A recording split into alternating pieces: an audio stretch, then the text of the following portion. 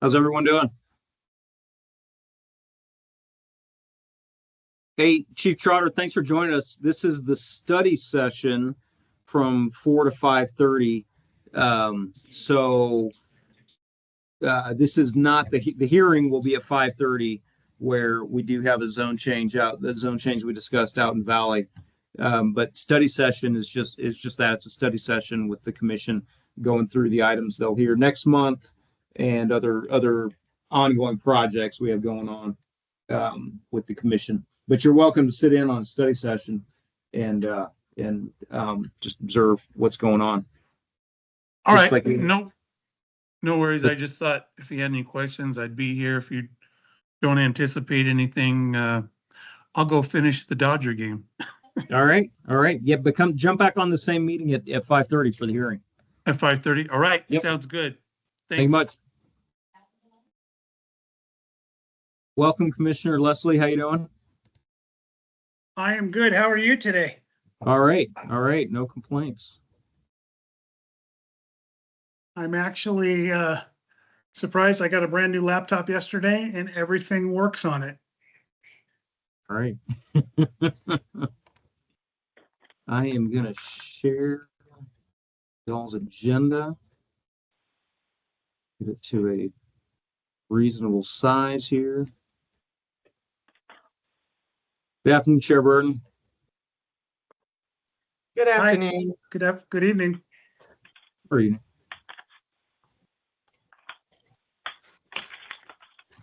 Are you all seeing the agenda?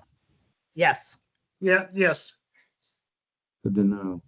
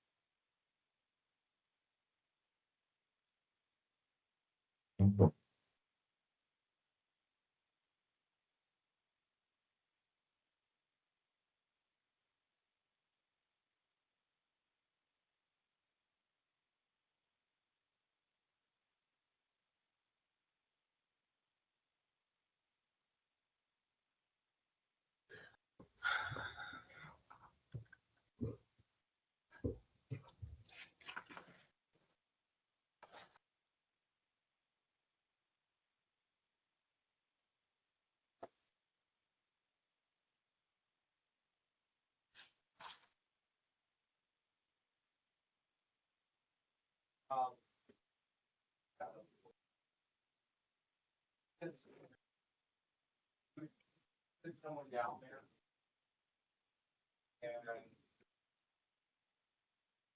Okay, it looks like it's 4 o'clock. Are we ready to get started with the study session?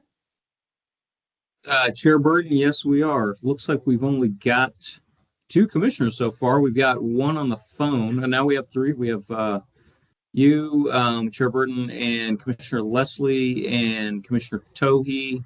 I see a Bryce on. Not sure. That may be just be a member of the public joining us. And I see a phone number, a 503 area code. Not sure if that's a commissioner. I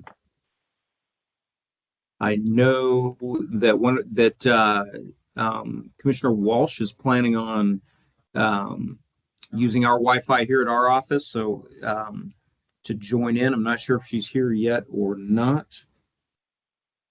Okay. Let's see. Looks like I'm getting email from Commissioner Wilson.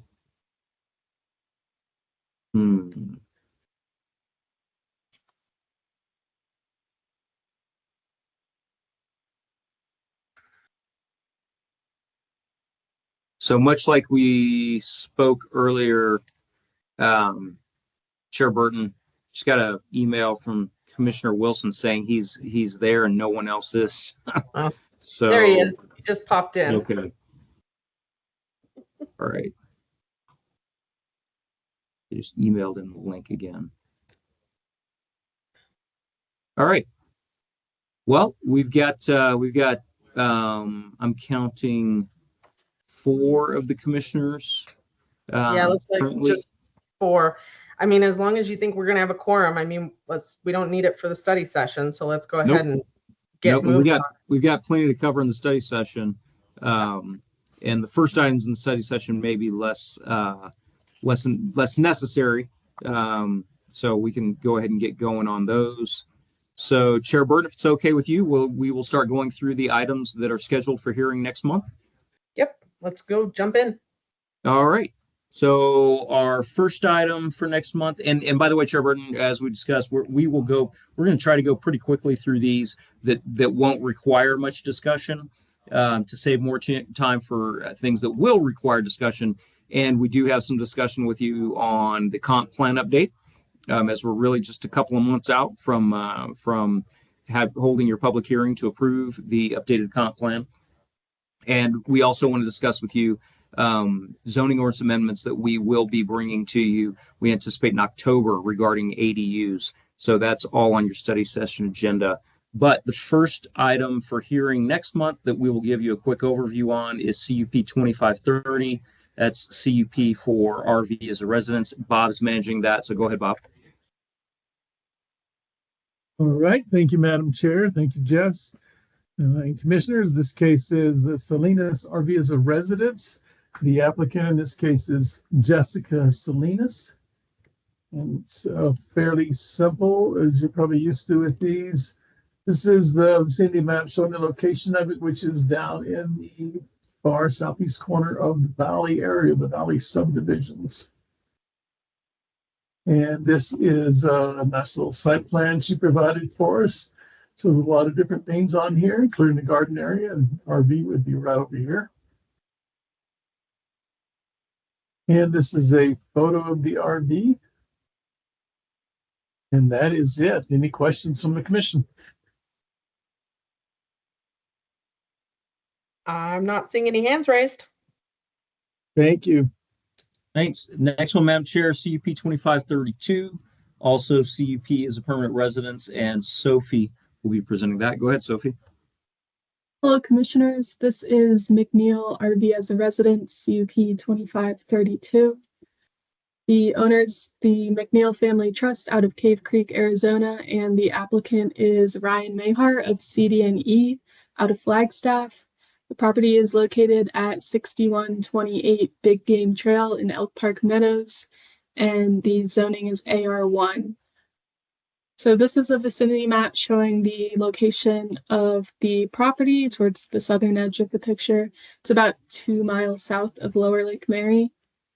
And this is an aerial photo of the vacant site. And this is the proposed site plan with the RV located towards the eastern end of the property. And this is the photo of the park model they're proposing. And neither staff nor the applicant has received any complaints or concerns from the public. Are there any questions?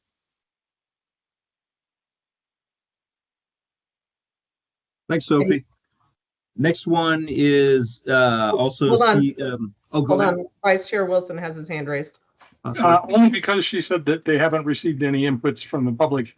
Has the public been notified? Yes, the public's been notified and they Okay. held a meeting. Okay, thank you.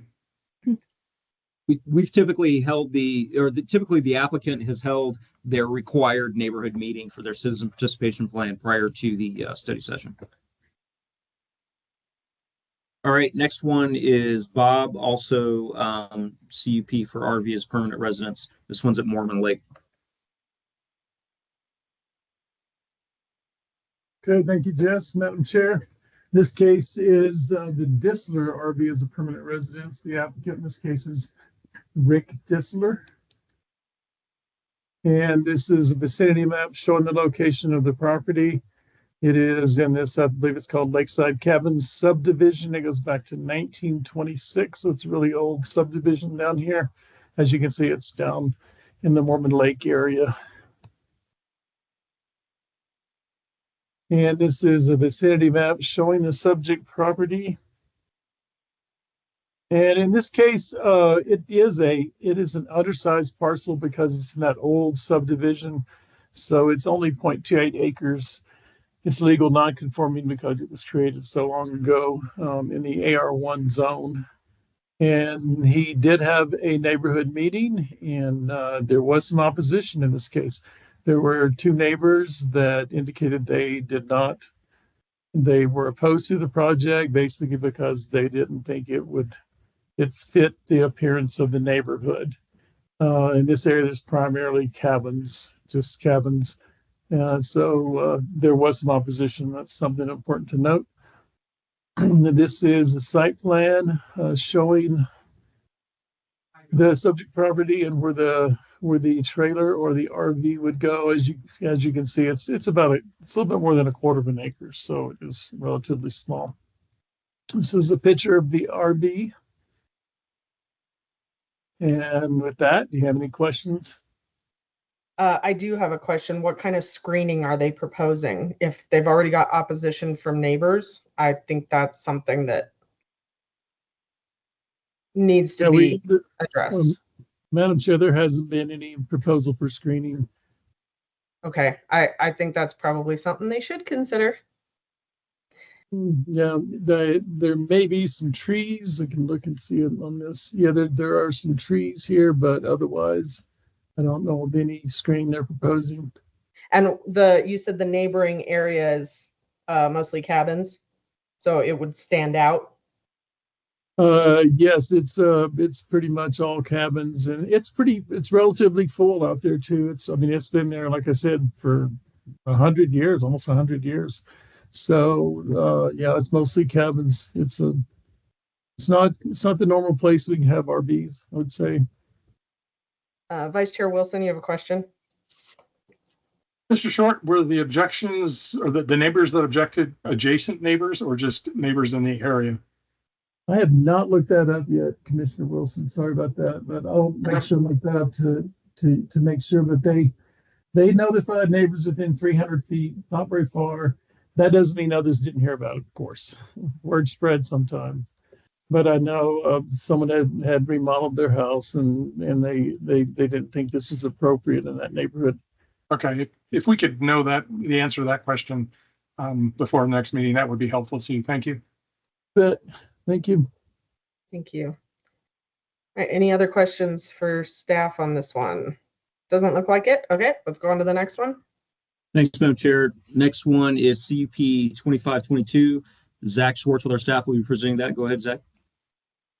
Madam Chair, Commissioners, this is Zach Schwartz with planning staff. In this case is CUP 25022, the Castellani horse boarding case. This case was actually on your last study session. And after the study session, we found that the access through the Forest Service required a special use permit from the Forest Service. So they hadn't gotten that. That's something that staff feels we need to have prior to moving forward with the case. I'm not sure that the applicant will be able to get it by the time that the staff report would need to be written and the noticing done to hear this case for this month. So if you'd like, Madam Chair, we could just skip over this case. Or if you'd like, I'm happy to. I have a short presentation ready as well. I think if there's a slim chance we're going to be able to see it, and I'm guessing that's the case because I was just told permits with the Forest Service are about 6 months out at the time, at earliest right now. So let's just go ahead and skip it. Sounds good. Thank you. Thanks, Madam Chair. Next one is CUP 2531, which is a conditional use permit for a campground, and Bob is managing this case. So go ahead, Bob.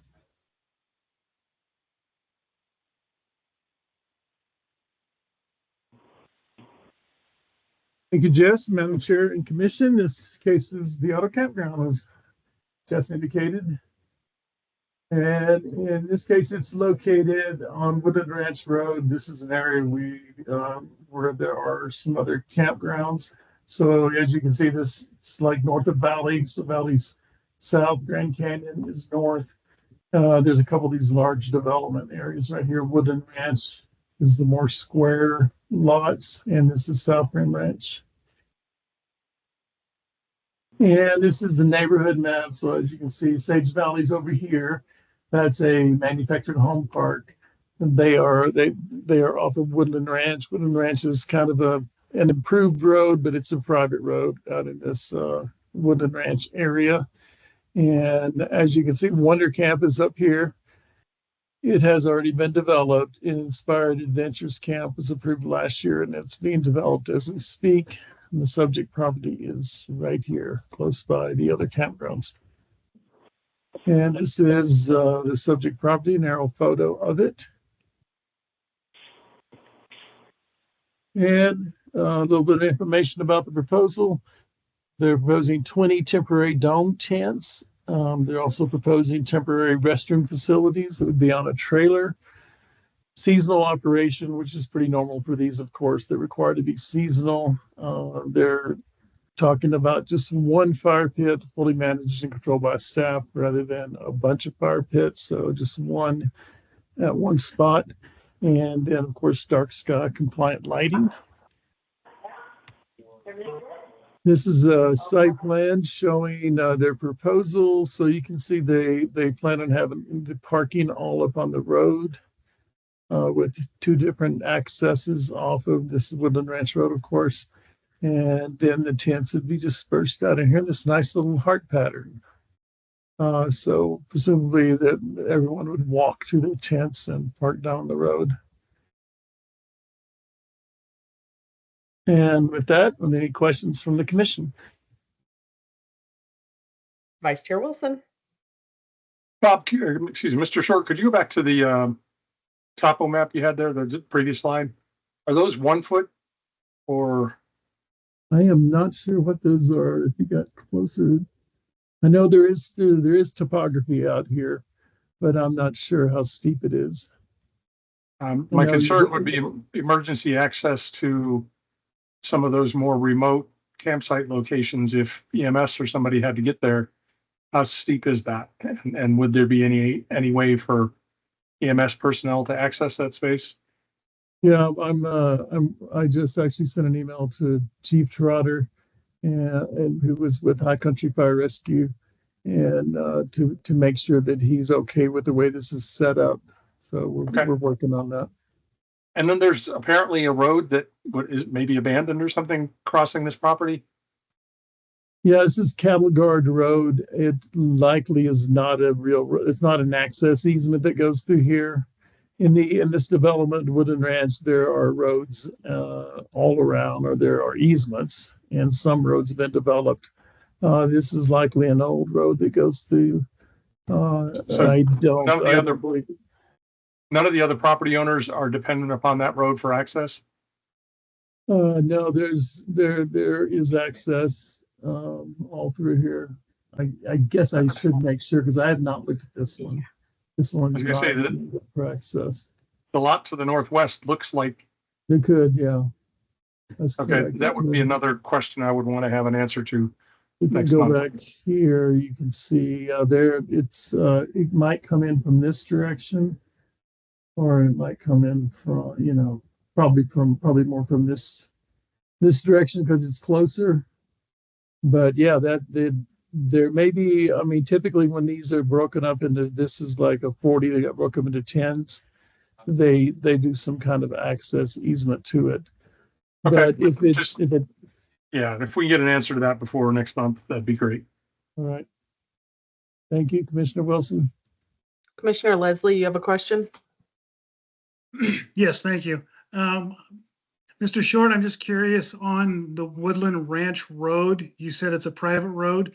So would this property be subject to help maintaining that road for, as Vice Chair Wilson stated, the EMS response if they had to? Typically, yes. The thing that has happened here is that whenever these other campgrounds developed, at that point, they were required to upgrade the road all the way back to the highway, to Highway 64 back here. Now, that was also a requirement for Sage Valley Manufactured Home Park, which developed in the 80s or 90s. So they were already responsible for the road going back. But that's something that we can definitely look at. I know at this point, this road has been upgraded. That doesn't mean that they couldn't help with some maintenance of the road. Okay, thank you. Any other questions? All right. Thank you, Mr. Short. Thank you. Let's go on to the next one. All right, the next one, Madam Chair, is CUP 2524. That is conditional use permit for residential use as a primary use in a commercial zone. And Sophie's managing it. Go ahead, Sophie. Okay, so this is the Bifano residential use in commercial zoning, CUP 25024. The owner is John Bifano out of Flagstaff, Arizona, and the applicant is Ronald Carter of CD&E, also out of Flagstaff. The property is located at 10775 Townsend Winona Road out in Doney Park, and the zoning on the property is commercial general with a 10,000 square foot minimum, and the request is a CUP for residential use on a commercial zone property. So this is a vicinity map showing the property's location. You can see it's the one commercially zoned property surrounded by largely AR 2.5 zoning and then one open space lot to the northwest.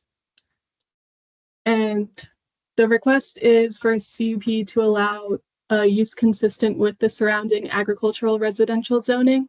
So they plan to construct a single-family residence and then renovate an existing building into an accessory dwelling unit. In the past, there have been previous attempts at commercial development, leaving some existing infrastructure behind, but there is no current commercial activity on the property. And the rationale behind a CUP is to align the use with the surrounding agricultural residential zoning and retain CG zoning to preserve future commercial development opportunities. And this is an aerial photo of the site showing some of the leftover infrastructure. And this is the site plan. So their proposed single-family dwelling is towards the center of the property, and then they are planning on renovating the westernmost existing structure into an accessory dwelling unit. And the applicant has held a meeting, but neither staff nor the applicant has received any comments or concerns regarding this request. Are there any questions? I have one. What was that building on the right side of the property that exists? I'm not sure what the building was originally for, but they're not planning on doing any future developments with that structure at this time. Okay, so it's not a currently a dwelling that No. can be, okay. I just wanted to make sure that something didn't already exist that we needed to factor in. So, okay. Vice Chair Wilson, you have a question? I'm just curious, this isn't part of an activity center, right? A rural activity center? No, it is not. Just happened, okay.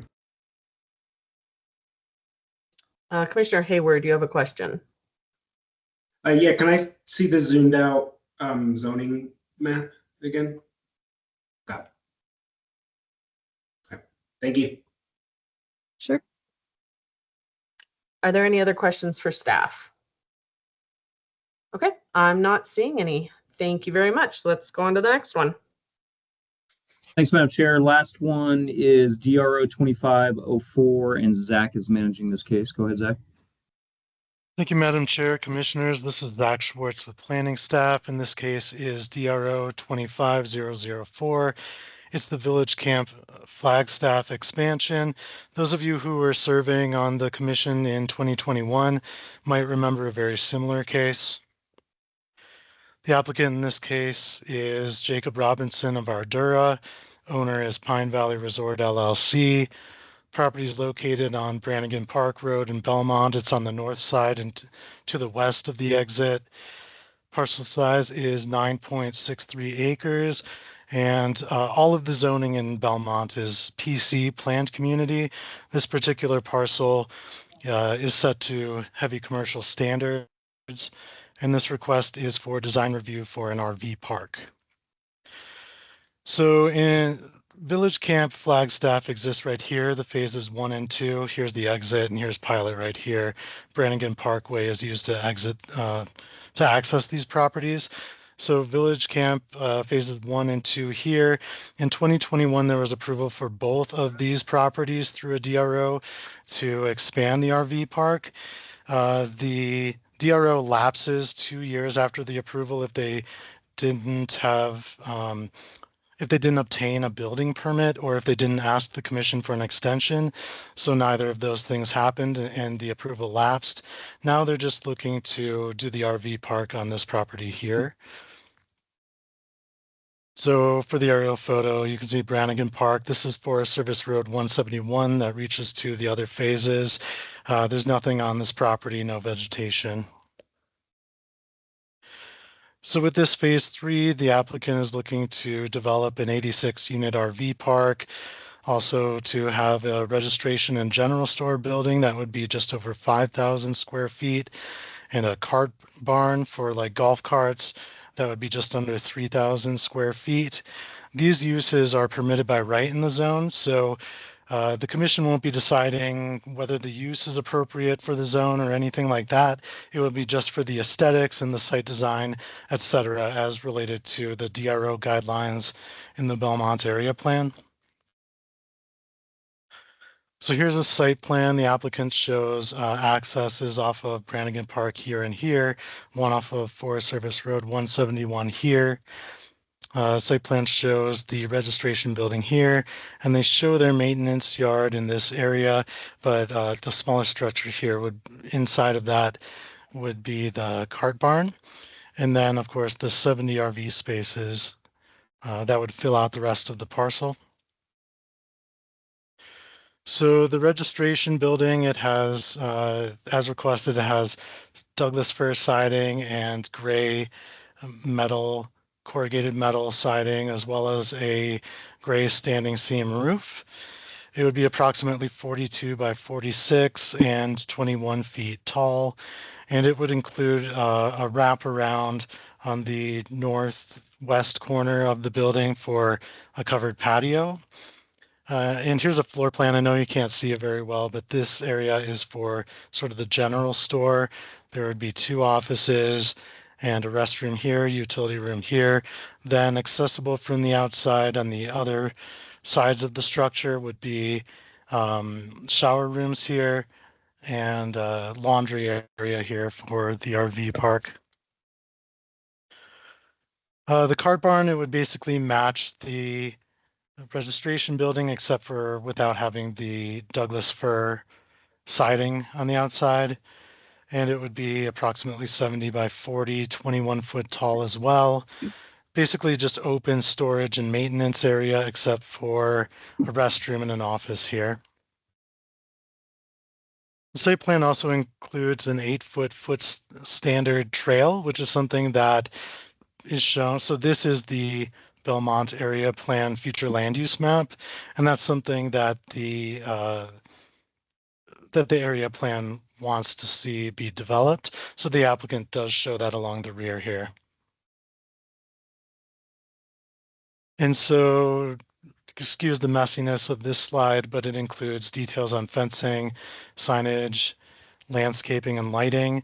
So you can see lots of landscaping shown. It should meet or exceed the zoning ordinance requirements along Brannigan Park Road.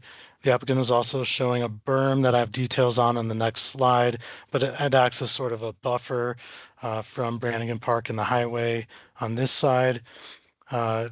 On the north side of the property, the applicant is showing what they're describing as a wildlife-friendly fence. I'm not sure that this meets that exact design, but definitely I will review with the urban wildlife planner and make sure that they do a wildlife-friendly fencing here. That's something that was approved. Basically, this approval, or what's shown on this site plan, is what was approved in the last design review overlay. So I know that we have language for a condition that meets the wildlife-friendly fencing, but I'll work with her on that. Also shown is here with this blue symbol here, that's where they're looking to have their entry monument. It would be 12 feet tall is what they're requesting, and a wayfinding sign right here that would be 6 feet tall. And lighting throughout, which of course would be dark sky friendly lighting. That's what these red marks are here. And this is showing the berm that would be against Brannigan Park. So a 3-foot berm with landscaping on top of it. And as far as conformity with the design review overlay guidelines, haven't been able to do a full review. Once again, very similar to the last request. So likely it does meet the design review overlay guidelines. It does include multimodal transportation accessibility that's within the DRO guidelines. The building design materials and colors seem to comply, as well as landscaping, fencing, and lighting. It is notable that this would be zone 2 restrictions. So at this point, staff is seeing the request as being consistent with the guidelines. I'll come through with a full analysis by the next hearing. So with that, I'm happy to take any questions. I do have a question. You mentioned that they were going to be using Douglas fir. Is that we're talking real wood and not a look-alike wood? That's a good question, Chair Burton. I mean, they do on the spec sheet, it said Douglas fir, and it didn't say that it was any sort of imitation material. I believe a lot of the area plans say that imitation material that looks good and looks similar to the real thing is acceptable, I'll definitely research that. I'll write that down right now as something to look into. Yeah, I know there's not dense trees at this particular lot. It's really open field, but I'm just wondering, something that's just a little more wildfire resistant, I think would be appropriate. So I'll that's bring just, that up to the applicant. Thank you. yeah, that's just my thoughts on it, given our fire risk. So, all right, Vice Chair Wilson, you have a question. I do. First, a quick comment. If a wildfire goes through there, that building will be the last of the concerns. All those RVs will torch it. And my question regards the fence on the north side of the property. Will that fence the foots in or off the park? So will the fence be right on the south side? Yeah. Mm-hmm. That's actually a good question. I mean, it appears to be on the outside. I actually handled the case last time, and I don't recall what it was. Okay. If we could just find that out, that'd be great. Absolutely. Yes, sir. Thank you. Yep. All right, Commissioner Hayward. Two things. Bob, if you want to pull that slide back up, it looked like one of the site plans. So this one, and then is it the previous slide? I don't know which one it was. The caught on the other. Just try them. Sorry, I'm trying to find how. Okay. Yeah. Maybe this one?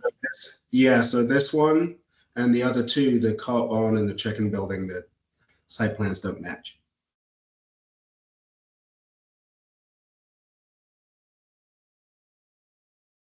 Well, thank you, Commissioner Hayward. I think part of it is they were sort of reusing some material from the past and introducing new. So I'll make sure that they match. That's a good comment. Thank you. And then I had a question regarding potential conflicts of interest. I don't have any current projects where I'm partnering with the owner of this project, but I have discussed that with them previously. What's the take on that? I think that's something probably we can discuss outside of this study session. And I don't know if Angela will be able to weigh in or not, but certainly Mr. McNeely and I can guide you on that. Okay, let's do that. Okay. Thank you. Thank you. All right. Any other questions? Okay, not seeing any. So I think it's on to administrative renewals. Thanks, Madam Chair. We have two administrative renewals that staff is currently reviewing. So just want to see if any of the commissioners have questions on these two admin renewals. One is for a essentially like a church camp in the Happajack area. And the other one is a combination manufactured home park, RV park, camp store at Lake Mary. I assume that it doesn't even get to the administrative renewal part if there's been any complaints or anything posed against it. Good assumption, Chair Burton. Yes, they are not eligible for renewal if they have any violations. So that's something that we confirm before we administratively renew them. Likewise, if there are any complaints, we post the site for renewal, and if there are any complaints, then we look into those complaints. Are they anything that have to do with the conditions? Would it bring to staff's attention any violation of conditions? If the complaints are warranted, then it can require the application, the renewal, to go back to public hearing as opposed to being administratively. And we're not aware of any complaints on either one of these cases at this time. Okay, Vice Chair Wilson, you have a question on one of these? Very similar comment actually to yours about public input. When we are presented with these, it would be helpful to know whether there was any public comment whatsoever, because they are posted. Is that correct, Mr. McNeely? I believe Bob and Sophie, do we know if these two are posted yet? No, usually they're not posted yet. Yeah, they're not posted yet. We usually bring them up to, as we go through cycles of renewals. Okay. We put them on this agenda to make the commission aware, see if the commission has any questions on any of these. Often commissioners will remember, some of these old cases. But once they're posted, that's when we would let you know if there were any complaints. Is this the only time we're going to see these two? Assuming if there are no violations discovered and no complaints, yes.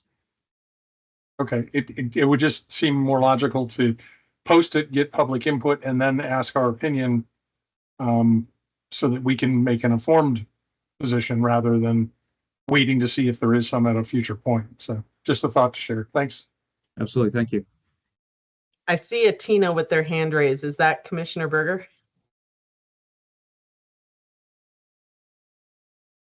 You're muted. Sorry about that. I just No have a problem. question. As we're going through climate change and there's changes in flood zones and all kinds of things that go along with topography, are those things that sort of get looked at as well as we go through any kind of conditional renewal, or are they just looking at just they're okay on the use? Thank you, Commissioner Berger. And the CUP renewal is just about the use. When building permitting comes into play, that is when we confirm is the property in floodplain or not. We do have a couple areas in the county where we've had some floodplain map revisions. But if a project, if a site is requiring permits, building permits and engineering permits, or wastewater EQ permits, then we would look at any changes in floodplain and whether or not a floodplain development permit would now be warranted.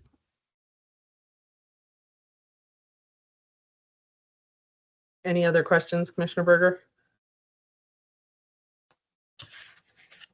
Nope. Okay. Thank you.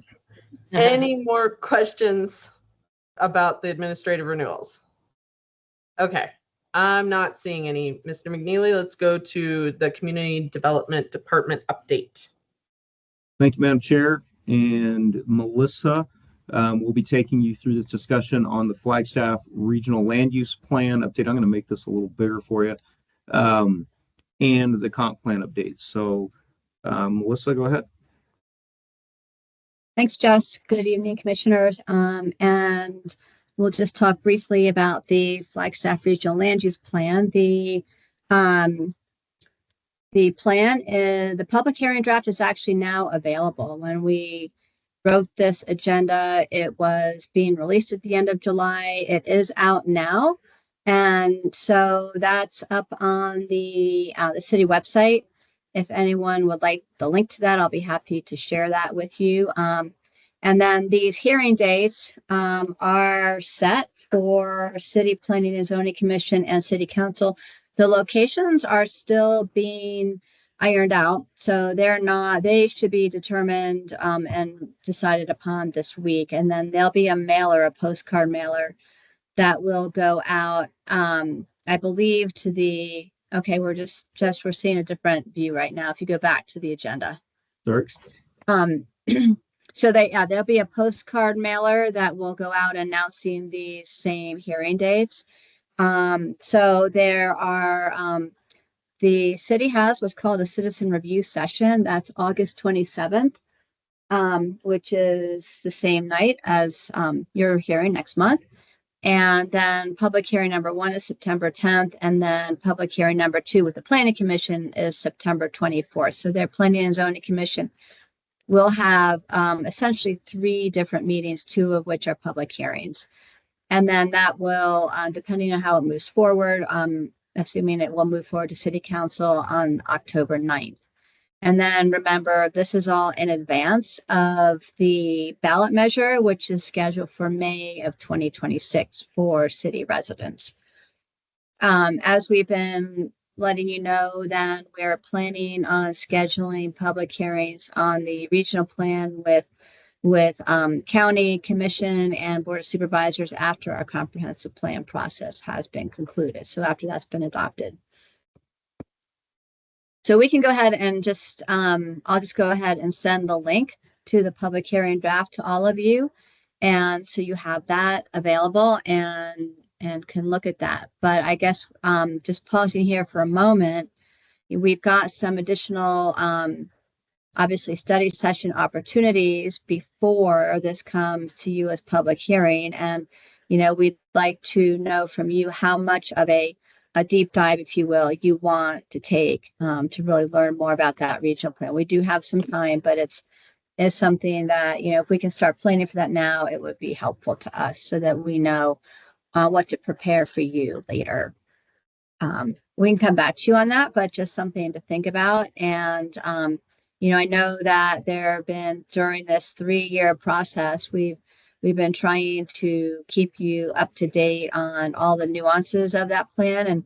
And remember, one of the key components of it is the future land use map, or rather the future land use illustration, if you will, and all of the scenario planning that went into that. So that is a key feature of the regional plan, as you know, adopted as an amendment to the county's comprehensive plan. So that future land use illustration, along with the future land use map in Belmont, the Belmont area plan, are the 2 areas in the county where we actually do have a future land use map. So really important to understand that. And, in addition to the goals and policies of the regional plan, and to see how that works. But it's moved through a lot of review and a lot of comments, and it is going to public hearings. So are there any questions or comments or requests about that?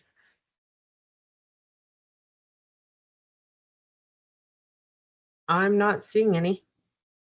Okay, well, I'll go ahead and we'll send you a link to that so you all can review that, and then we will have some more study sessions with you prior to your public hearing. So with that, then we'll move along to the county's very own comprehensive plan. You don't need to go up, Jess. I'm going to go ahead and share my screen. All right. Let me do that right now.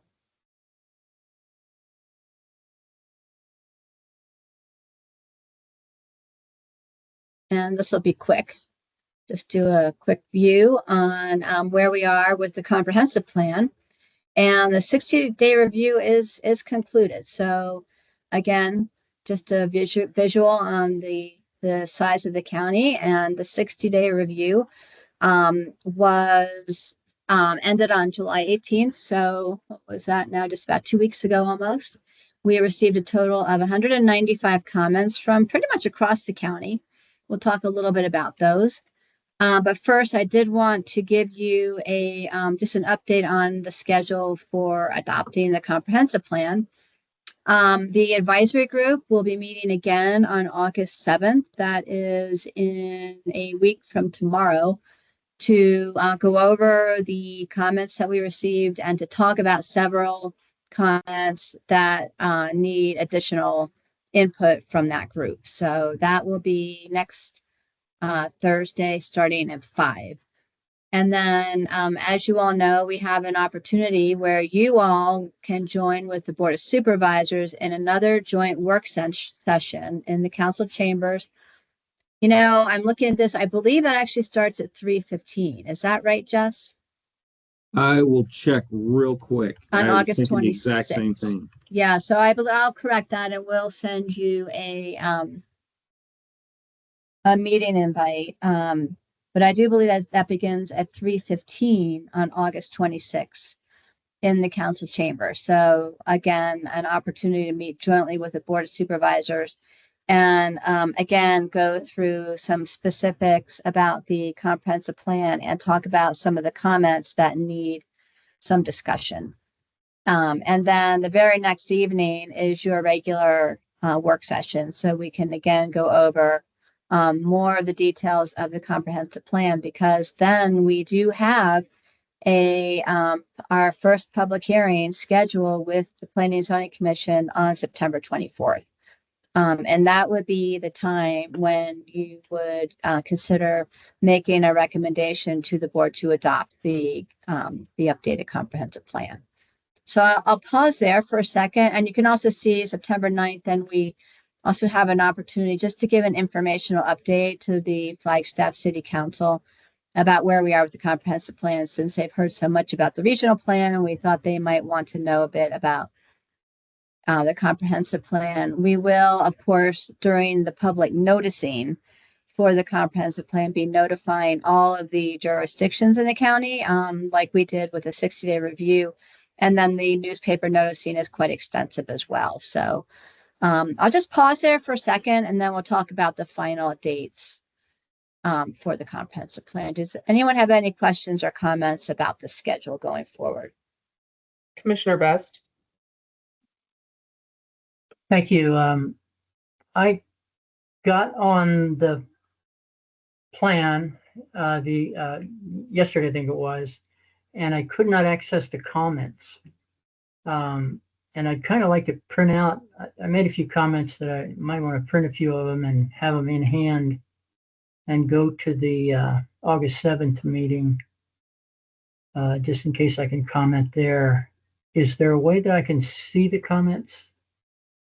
Where did you access the? Well, I just went onto the site that I normally went on to make the comments. Okay. And I didn't see the comments. They're still there. Are they? It's just that it's closed for commenting. You can still see all of the comments. I can help you with that later to find them. I'll tell you what, I'll try again, and I'll get in touch with you outside of this if I have a problem. Okay.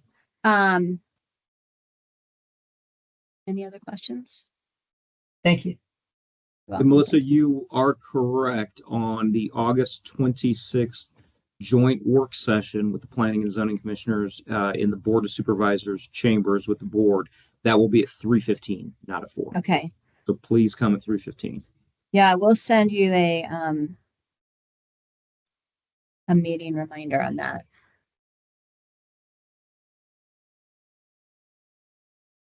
And then, okay, so then moving on, then after September 24th and your public hearing in October on the 7th, we have another opportunity for another work session with the board so that they can, again, become familiarized again with the comprehensive plan and look at specifically the format, the structure, hopefully be familiar with the goals and policies and the content, and get them prepared for their public hearing, which is now scheduled for November 18th in the evening.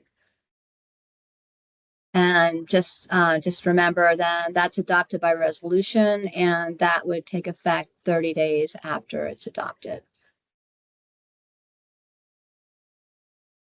Any questions on the schedule before we move into some more details? I'm not seeing any. Okay. So, and this turned out rather blurry. My apologies for that, but just wanted to show you the table of contents, and this is coming along. The designer is working simultaneously with us reviewing the public comments, and you can see then how we organize this plan into 3 main sections: rural lifestyle, natural environment, diverse communities and services, and then achieving the vision, which is the implementation plan. So just kind of, again, to show you the structure and the organization of this plan. And then I will just give you a quick view. So this is the design work in process.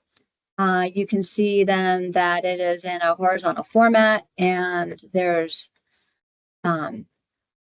been quite a bit of work already into the design and the photos. The layout, you'll see their color codes for the different sections. It will be hyperlinked, so you'll be able to jump to the different places from the table of contents, and then, excuse me, also going down to the implementation table. But I'll show you then, for example, this is the resilient economies and housing chapter. And then at the end of each chapter, we have the goals and policies. And you can see some of the goals and policies have additional goal details or perhaps an implementation strategy. And then again, the implementation strategy goes, is related then to the implementation plan, which is right here. And that's by number.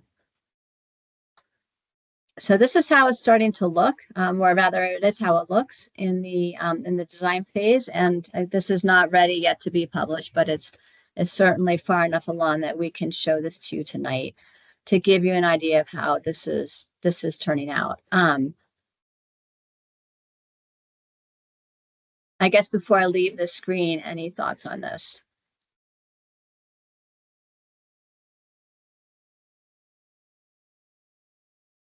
I'm not seeing any hands raised. Okay. Then the next thing we wanted to mention, just to talk more about the comments. So this is a real rough graph showing we had 195 comments, and you can see the comments by chapter. So land use had the most number of comments, 24, and then followed by sustainability, energy, natural environment, transportation, and public transit. And then it goes on from there. So just to get a sense of where a lot of the interest was and the comments that we received, we will be showing you details about, and we'll actually be publishing all of the specific comments online. So anyone who's made a comment can see what they were and then how we responded to each of those. There were comments then that were not related to a chapter. There were comments related to readability and clarity. That might include somebody pointing out a typo or just, asking what something meant. We had a comment on the appendices, some comments on the implementation plan, on the introduction, and then there were just a few that were pretty much outside of the scope of our planning effort. So we're starting, like I mentioned, we have gone through all the comments and are either responding to all of them. And I'll show you in a moment some of the comments that we'll be asking you to discuss when you meet with the board. I'm just going to pull over another sheet here. So these are some of the comments and that we'll want input on from the advisory group, from you and from the board when we meet. And this doesn't look very straightforward at this point, but we'll put this into context for you during the meeting. So there are comments such as, implementation plan and making something a higher priority than it is. There's a comment on terminology. And whether using Native American or Indigenous or both is whether it's confusing and not accurate. So we'll be talking about that. There's comment about requesting that we establish a joint position for the city and county for a vegetation specialist. That does need additional input from these groups in terms of how we wrap this into the plan. And then we had some comments, some pretty detailed comments from an individual. And you'll see these again, you'll see the actual letter with very thorough and detailed critique and then alternatives on different aspects of the plan. For instance, this first one is addressing water scarcity and conservation, and then some specific ideas about how to potentially address that issue. The same with on our energy and sustainability chapter, that we didn't discuss geothermal and natural gas viability. So again, with some alternative suggestions. So we'll get into some of the detail. We will get into these details with you and show you the letter and then our responses to each of these. But just wanted to show you how detailed some of the comments got. Again, same individual commented about the plan's endorsement of wind and solar energy, not addressing ecological drawbacks, things like that.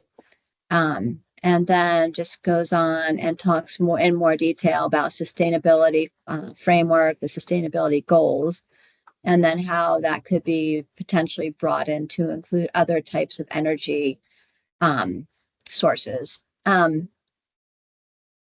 Again, this person was, very thorough in their review and looked at specifically how we were addressing wildfire risks, how we were emphasizing rural character, and how to work around with possibly making that a little bit more open to promote businesses. And then the emphasis on cultural diversity and partnerships is commendable, but concern about diverting resources from infrastructure needs. So we'll have responses to all of these. And then finally, that the plan articulates a compelling vision for preserving the county's rural lifestyle, but it does face some implementation challenges. So you'll see all of these as well as a response to them.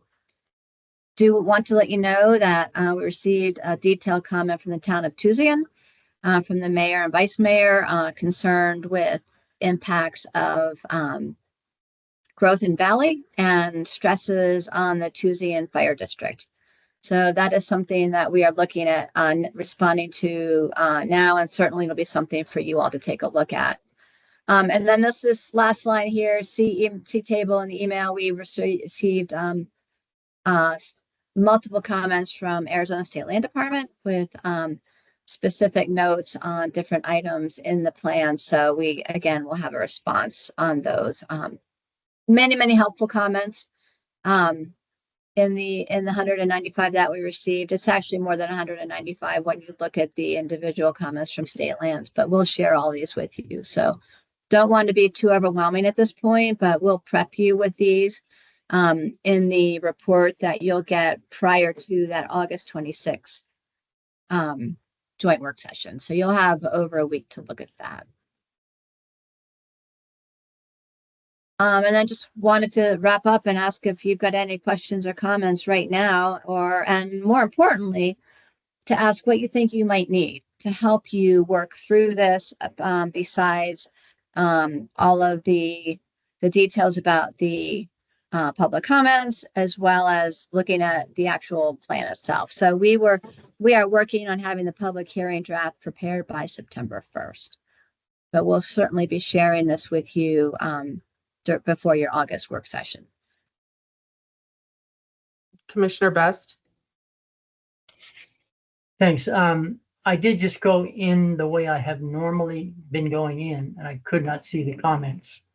And that to me is really important, because you can just kind of browse through the whole thing and make notes about the particular comments that you care about and deal with them that way. So okay, I'll take a look at that and get back with you, make sure that they're available. Okay, thanks. Yeah, thanks for pointing that out. Commissioner Berger. It'd be really interesting to see, since there's such an overwhelming, I was just out at the South Rim, by the way. I led a drive out there for the North Rim. It'd be interesting to see on the overall map in Valley and surrounding areas how much is kind of under review right now, since the concern is so much into water and fire.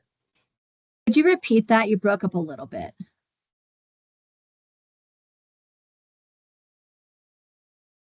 I'm just thinking that an overall map of Valley and the surrounding areas, how much of this is under current or new review or going to be developed, because a lot's going on out there, to see an overall look of that fire and water.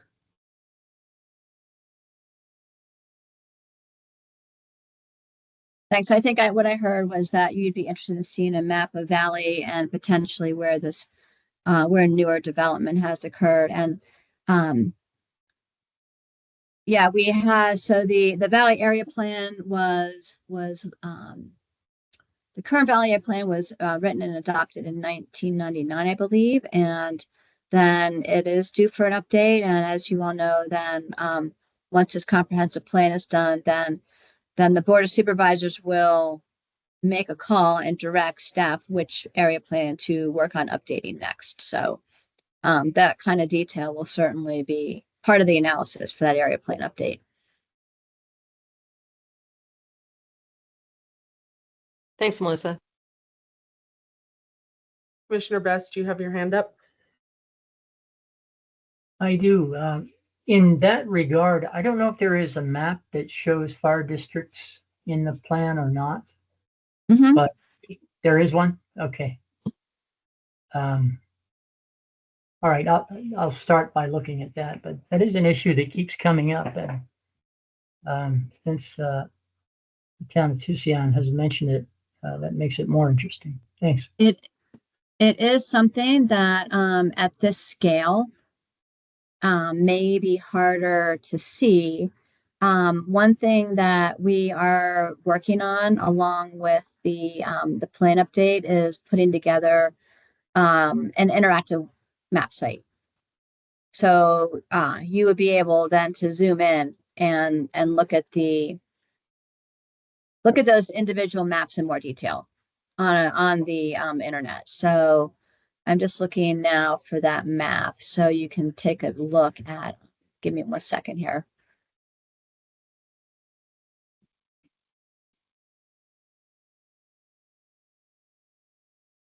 So you can get a sense for what we have, but it is certainly a map, again, at this scale that you might have to really do the squint test to see the different boundaries of the different fire districts. So let me share this with you. Hold on. Here we go.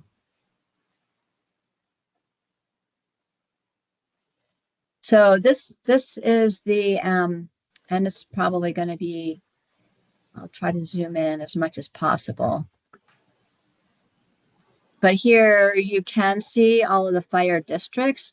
Some of these will be small. For instance, Red Lake has one, but it's very small at the scale. That's why there will be an interactive map site that will be linked with this. So you'll be able to click on that and then go to the map and see in more detail. But we do have a zoomed in pop out of the Flagstaff region and the fire districts. So we do have this detail and it will be viewable. You can see on this map then that we've grouped the public services. So where there's a fire station or a police station, kind of the size of the icon indicates what we have here. So that might help a little bit. Okay, thank you. You're welcome. Do any of the commissioners have any more comments or questions for Ms. Shaw? Okay, I'm not seeing any. Thank you, Ms. Shaw. Thank you. All right, Jess, let's move on to the next agenda item. Absolutely. Thank you, Chair Burton. I'm going to share my screen here and share a presentation for your department update item number 3. Everybody's seen my screen, a PowerPoint. Get it into presentation mode. So I believe everybody's seen it in presentation mode? No, we're seeing just the other. Okay.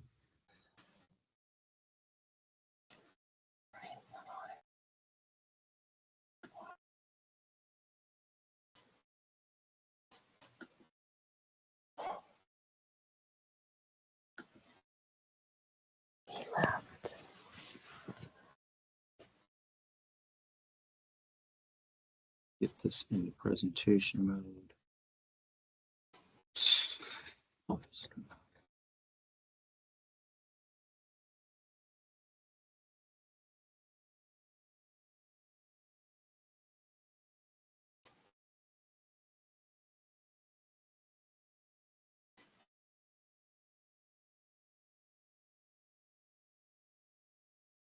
All right, how about now? So far, my screen's not changing. Okay. I'm sharing. You should be seeing a PowerPoint titled Planning and Zoning Commission ADU ZO Updates. Oh, we see the PowerPoint. It's just in the normal PowerPoint window. It's not in presenter mode, at least not for me. All right. See if you can display setting. Huh? Display setting. Just if you have multiple monitors, it may have opened in present on the other monitor. How's that? Yeah. If you have multiple monitors, it may have opened in the present mode on the other monitor. Okay. Try swapping again.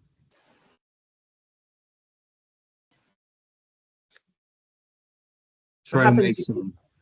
What happens if you click present in Teams button? How's that? Hey, there we go. All right, there we go. Yep, that worked. So as we, my experience is first you get a millennial to help you, and then you just keep clicking. So we let you know last month that HB 2928 was a update to state statute that is requiring updates to the county zoning ordinance regarding ADUs, accessory dwelling units, and let you know last month that essentially our zoning ordinance is going to be updated as required by state statute to increase the number of ADUs that are permitted on a property. So currently, single family zoning, if everybody sees a site plan here, I know this is a very well drawn site plan, just came right off of my whiteboard sitting behind me right here. We all understand single family residential zoning as permitting one home, right? A single family home. We know what a single family home looks like. This would be a site plan aerial view, just kind of with a typical single family home with a ridge roof, with a crossing ridge for a garage. And that's what we expect in single family residential zoning, which is the vast majority of the zoning that we work with in Coconino County. Now, our zoning ordinance has permitted one ADU, accessory dwelling unit, what we call by right. No additional, not coming to you all for any entitlements, but our zoning ordinance has for quite some time, I believe the better part of 15 or 20 years, entitled single family residential zoning property owners to one accessory dwelling unit. Once upon a time, if any of you all remember in history, the county's zoning ordinance required that ADU, you see in my cursor here, that the ADU be deed restricted, that you would not rent it. That was probably based on public input at the time that didn't like the idea of accessory dwelling units becoming bringing too much activity to property. So I guess the thought was you can do an accessory dwelling unit, but you can't rent it. You can just let your own family use it. Hence the old term of the mother-in-law quarters. So that we do have some history with the county requiring a deed restriction for ADUs to not be rented. Well, at a certain point in time, the county realized that was just not helpful in providing more housing in our community, housing that could be rented to just local people, certainly local workers. And that was a restriction that didn't serve the community interest. So our zoning ordinance was updated at a certain point in time to eliminate that requirement. So currently, as this picture would show, your one house, your one ADU that's permitted by right, you can rent that ADU. There's no restrictions that go along with that accessory dwelling unit. And of course, in this image, we're showing this accessory dwelling unit as being detached, not connected to the existing home. But under our zoning ordinance, you could let that one accessory dwelling unit that you're entitled to could either be attached, connected to your home, or detached.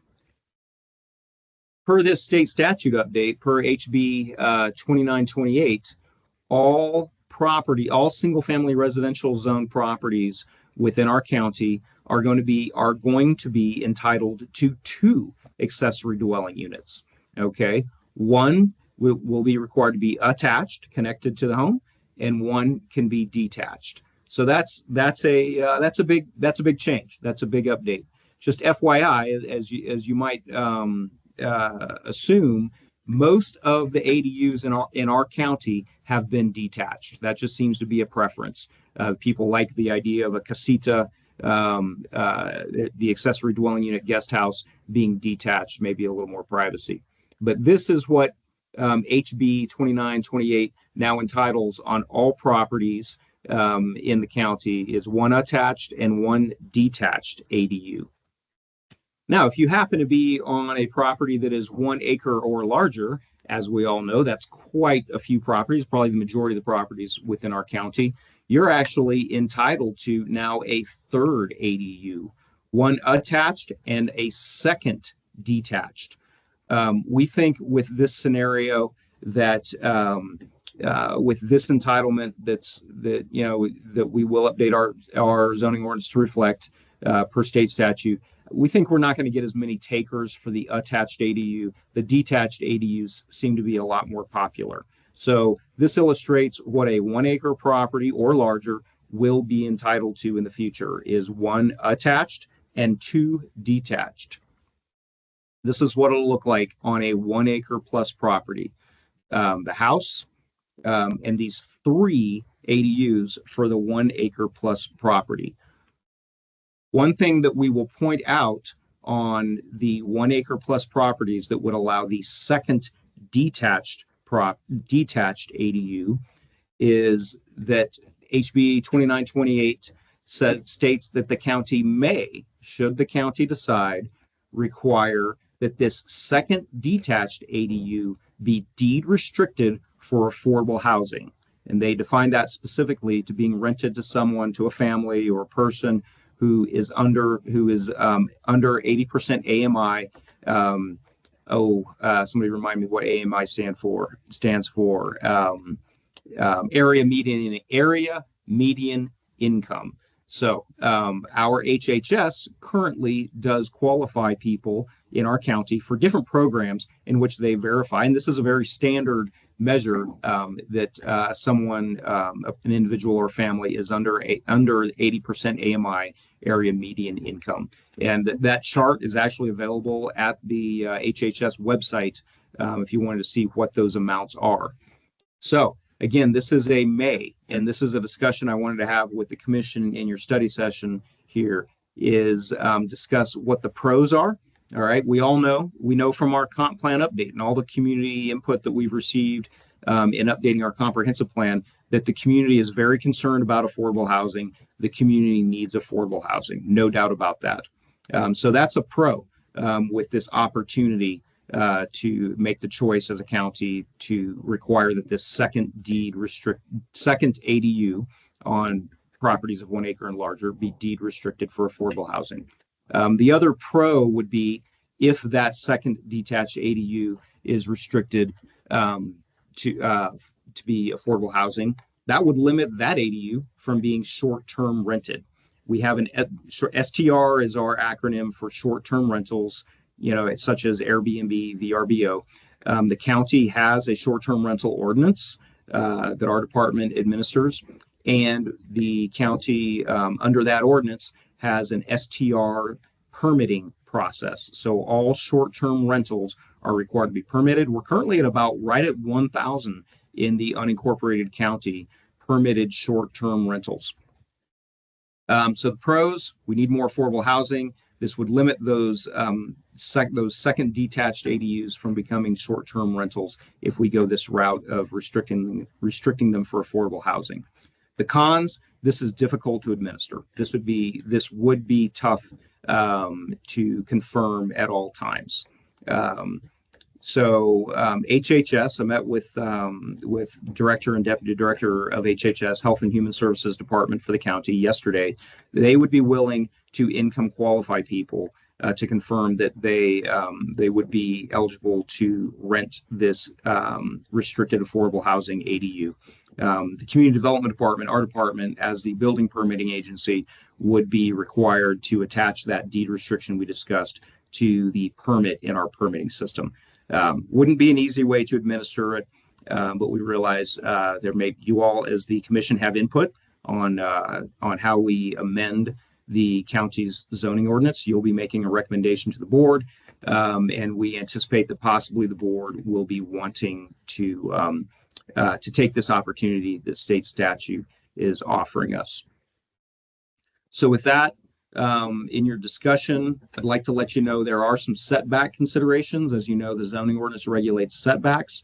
The state statute states that that ADUs cannot be required to have greater than a 5-foot side setback.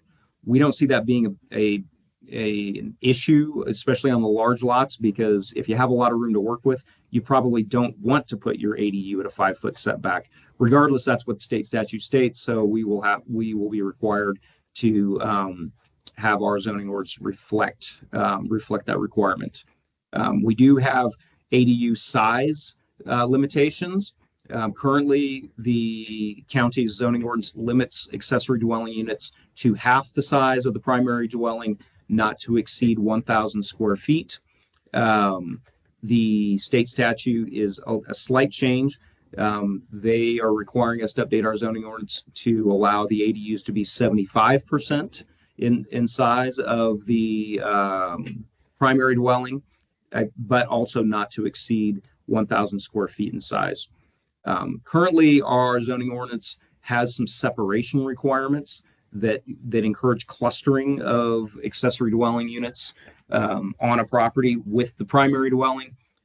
We can retain some of those restrictions that our zoning ordinance has had in the past. We feel that we're going to need to make them a little more flexible on the separation considerations. When you start grouping buildings together, especially when those buildings are on on-site wastewater systems, such as septic systems, you have driveways, you have vegetation on the property, we're going to have to get a little more flexible with how you lay out the separation of ADUs in relation to the primary dwelling on these properties. Wanted to let you know that we do have a program in the works in which we are partnering as the county with the city of Flagstaff on a set of sustainable ADU designs. These are some designs that were developed, submitted by local designers, local architects to the city. They had to meet some sustainability requirements. The city is taking those designs and confirming with their plans examiners that they meet building code. And then the city will be offering those designs for a reduced price and already approved through a model plan program. The county is looking to replicate that. Don't know exactly what that will look like. Just wanted to let you know that was in the works. So this is another incentive for people to have an opportunity and save some money in the designing of their accessory dwelling unit. We know that there are wastewater considerations. When you're on an on-site wastewater system, when you start adding bedrooms and bathrooms to a property, that adds to the flow of your wastewater system. That permitting process takes care of itself.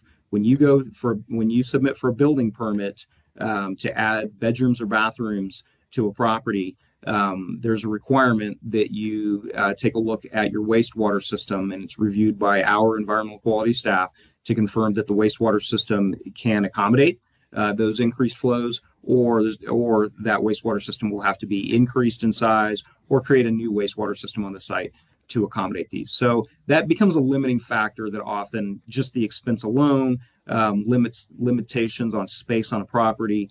We really anticipate will limit the number of ADUs that will be developed.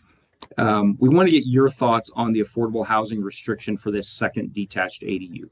I feel that if the county goes this route, we may not get that many requests to follow through on this, but it is an opportunity. So with that, Chair Burton, I just wanted to open it up for discussion with, I know we may want to take a little break here, but see what the commissioner's thoughts are, really see what are you thinking on with pros and cons, what are you thinking in the way of would you want to recommend or not that this second detached ADU be restricted to affordable housing? Vice Chair Wilson. Thank you, Madam Chair. I would like to suggest that having just seen this information right now, it would be premature to ask for our opinions on that. This is a really complex issue that I think deserves some real thought. Mm-hmm. And so unless there is a timeline that says getting that input is critical tonight, I would suggest that we ask everyone to consider that and bring this back up at our next scheduled meeting. That is a very good point that I failed to mention. Is state statute requires that we have our zoning ordinance updated by the end of the calendar year. So when we plan that out with the requirements to do advertising in the newspaper prior to your public hearings, we are targeting your October public hearing for a hearing on your recommendation on the zoning ordinance update. So staff will need to have a draft of those updates based on your study sessions.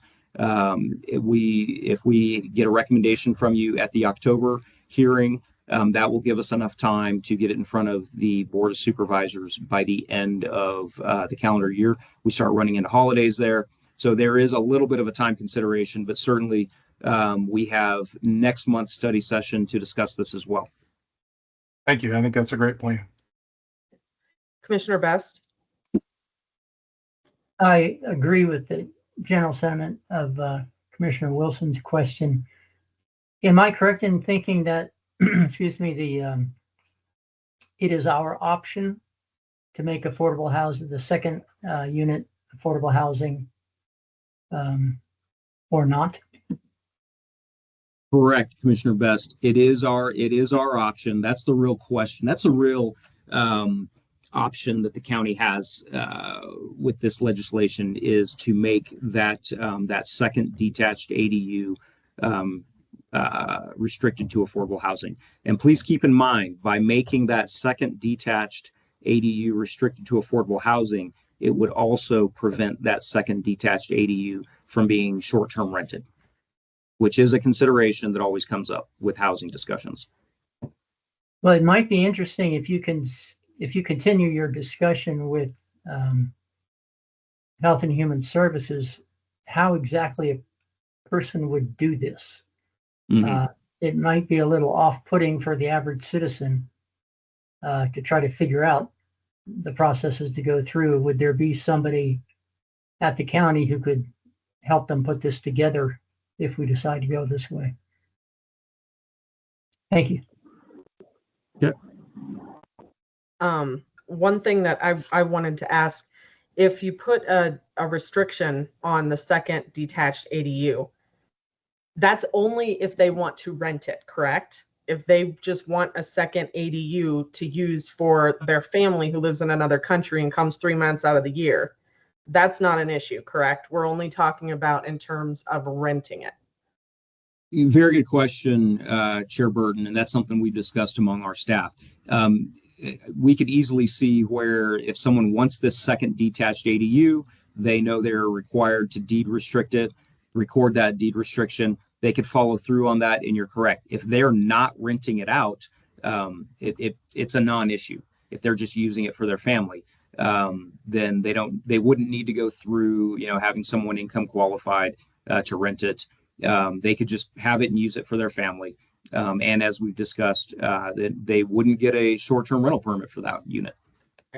Yeah, that's the only thing that was coming to my mind because it's so expensive here. I could see a younger couple having the property and having each person's parents in separate ADUs on the property. So I just want to make sure that we're not impeding something like that. So, okay, does any, yep, Commissioner Towhee. Oh, you put your hand down, or did she fall off? Oh, looks like she got dropped off the call. Do any other commissioners have any input or thoughts for Mr. McNeely? Okay, I'm not seeing any. Oh, Commissioner Towhee, did you have anything you wanted to add?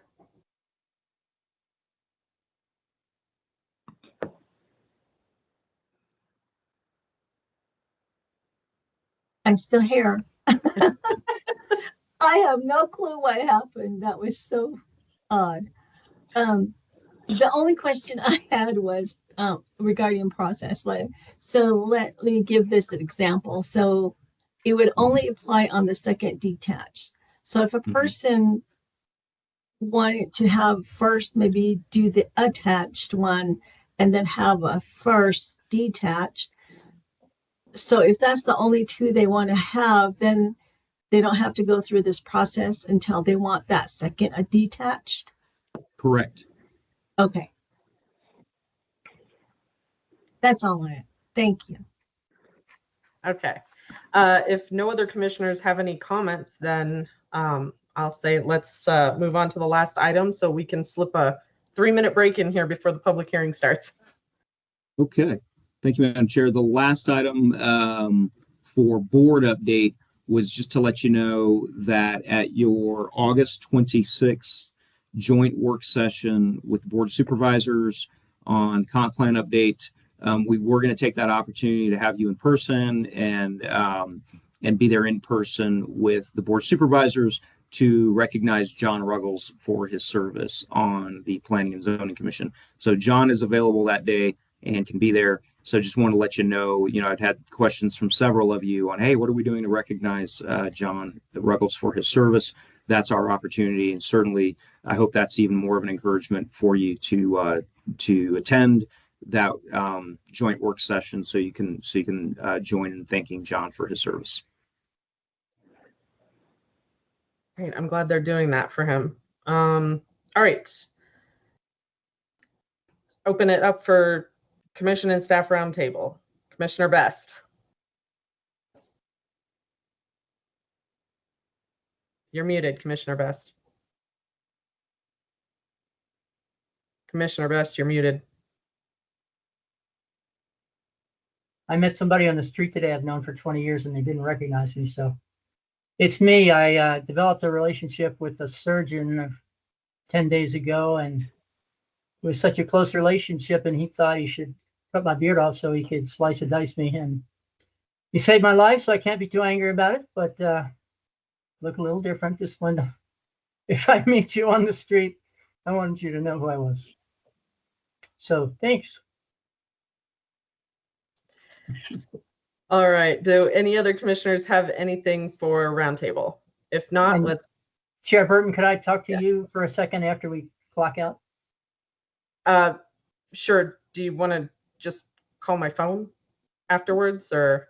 No, just stay on. And Okay. we can talk. People can turn off their noise if they want to. Okay, then let's go ahead. Commissioner Tohi. I'm still here, right? Something didn't happen. You're still Thank here. you. All right. I just wanted to invite everybody to our Indigenous Code Talkers celebration on August 11th. It'll be over at the Market of Dreams starting at 9 o'clock in the morning. So just come on over, have a breakfast burrito with us or lunch or hang out with us. So thank you for that. Okay, thank you. All right, if there's nothing else, let's take a 5-minute break before public hearing starts. I'm trying to count how many of us there are. My plan is to make it through the meeting, but if I fade, are there more than 6 of us here? Let's see. There were 7 or 8. I see 7, Madam Chair. Okay. So we could lose one and still have quorum. Yeah. Okay, I will do my best to stay in, but if it's not going to work, then I'll let you know before a case, after a case, and before the next case, so I don't make a mess. Okay, Mr. McNeely, is that fine? Is it an all or nothing, or? No. If Commissioner Best is on the start of the hearing and can participate in agenda items, great. And then what we would ask is, if you're going to drop off, Commissioner Best, send in the chat or just let us know, like, hey, I am now dropping off the meeting. We've then put in the minutes that what time Commissioner Best dropped off the meeting, and then once he's off, then obviously he's not voting on the items that he's not participating in. Okay, sounds good. All right, well, we've got about 4 minutes. So I'll see you all back in about 4 minutes. Thank you much.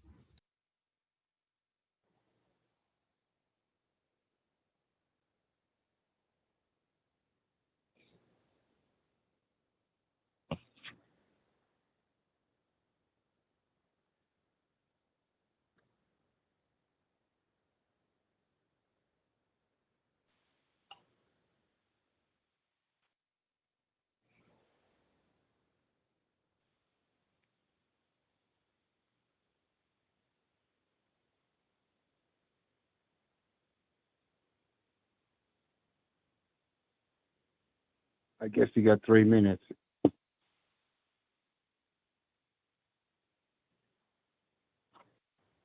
only thing about Fox News, we check for these guys at night all day long, it's the same thing over and over and over. If you listen to it at 6 o'clock in the morning, it's the same. Yeah, it's cable. It's cable. people 24 hours. Yeah. Just so whoever's talking right now knows you're not muted.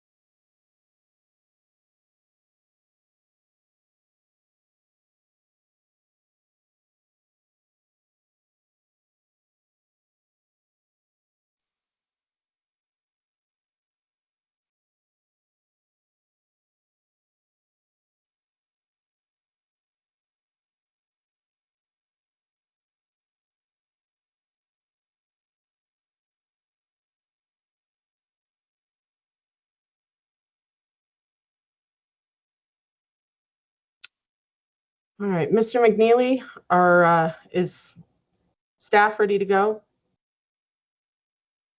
Chair Burton, yes, staff is ready for your 5:30 p.m. public hearing. Okay, and it looks like we're just missing Walsh and Williams. Is that correct? Correct, Chair Burton. We didn't anticipate either one of their absences. As a matter of fact, we anticipated having Commissioner Walsh use our building and our Wi-Fi to join us, but haven't seen or heard from her, and haven't seen or heard from either one of those. But they had responded earlier in the week that they would be available for the hearing. Regardless, they're not on the meeting now, but we still have a quorum. Okay. If they pop on, just let me know so I can add them back into my list. I have everybody listed out so I don't miss anybody. All right. So it is 5:31. So let's go ahead and call the meeting to order. And I will be going over the rules and procedures. Welcome to the July 30th, 2025 meeting of the Coconino County Planning and Zoning Commission. Cases will be heard in the order they appear on the agenda. Following the staff presentation, the applicant and/or the applicant's representative may address the commission. As an applicant, if you agree with the staff report and have no additional information, please feel free to keep your comments brief. Any relevant comments are welcome. Following the applicant's presentation, I will make a call to the public. If you wish to address this case, please state your name and address. We ask that your comments be limited to 3 minutes or less. Comments must be relevant to the case. Please address all comments to the commission. No matter how strongly you may feel about the case, all comments must be respectful. After all interested public have spoken, the public comment portion will be closed. Discussion will then take place amongst commissioners. Decisions of this commission regarding any zone change or preliminary subdivision plat approval are referred to the Board of Supervisors as a recommendation. All other case decisions are binding unless appealed to the Board of Supervisors. If you disagree with the commission's decision, you have 15 days to appeal. Please contact the Community Development Office for appeal procedures. Due to the virtual nature of this meeting, I will be doing a roll call vote of the commissioners to ensure accuracy for the record. We ask that you please mute your speakers and turn off your cameras. Additionally, the message function of this platform is for communicating technical difficulties only. It is not for case discussion. Thank you for joining us this evening and actively participating in our county planning. All right, Mr. McNeely, first item on the agenda is the Pledge of Allegiance. Will you please lead us? Absolutely. Thank you, Madam Chair. I pledge allegiance to the flag of the United States of America and to the republic for which it stands, one nation, under God, indivisible, with liberty and justice for all. Thanks, Madam Chair. All right, second item on the agenda is approval of the minutes. Are there any modifications or anything that any of the commissioners need to make to the minutes? If not, I'll entertain a motion for approval of the minutes.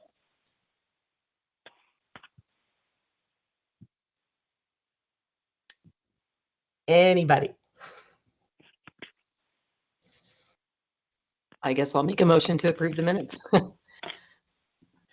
Was that Commissioner Berger? Yes. Okay. Do I have a second? I will second. Okay, who was that? Commissioner Leslie. Leslie. Leslie. Okay. All right, so I have a motion by Berger, a second by Leslie. All in favor, please vote aye. Commissioner Towhee. Aye. Vice Chair Wilson. Abstain. Commissioner Berger. Aye. Commissioner Best. Aye. Commissioner Leslie.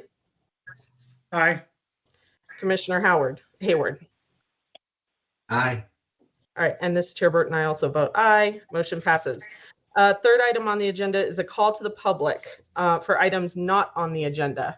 Is there anyone in the public that wishes to speak to the commission for items not on the agenda this evening? If so, please raise your hand. Okay, not seeing any. This brings us to our public hearings for the evening. All right, the first two cases are standard RV cases. It's CUP 25021 and CUP 25023 RV as a permanent residence. One of these does also include a request for 2 storage containers. Do any of the commissions wish to discuss either of these? If so, raise your hand. Okay, not seeing any. These are recommended by staff for approval. Does any of the applicant or their representatives wish to address the commission on either of those cases? If so, please raise your hand. Okay, does anyone in the public wish to comment on either of these cases? If so, please raise your hand. Okay, not seeing any. So I'm ready to take a motion, and it will be for, please make sure you reiterate both CUPs when you make a motion or make 2 separate. So I'll take a motion for approval. Madam Chair, I make a motion that we approve CUPs 25-021 and 25-023 as presented. I need a second. I'll second. Okay, who got there first? Commissioner Towhee. Lady, as always. So. Okay, I have a motion by Vice Chair Wilson and a second by Commissioner Towhee. All those in favor, Commissioner Towhee. Aye. Vice Chair Wilson. Aye. Commissioner Best. Aye. Commissioner Berger.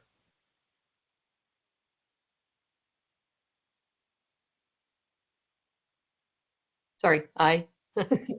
Commissioner Leslie. Aye. Commissioner Hayward. Aye.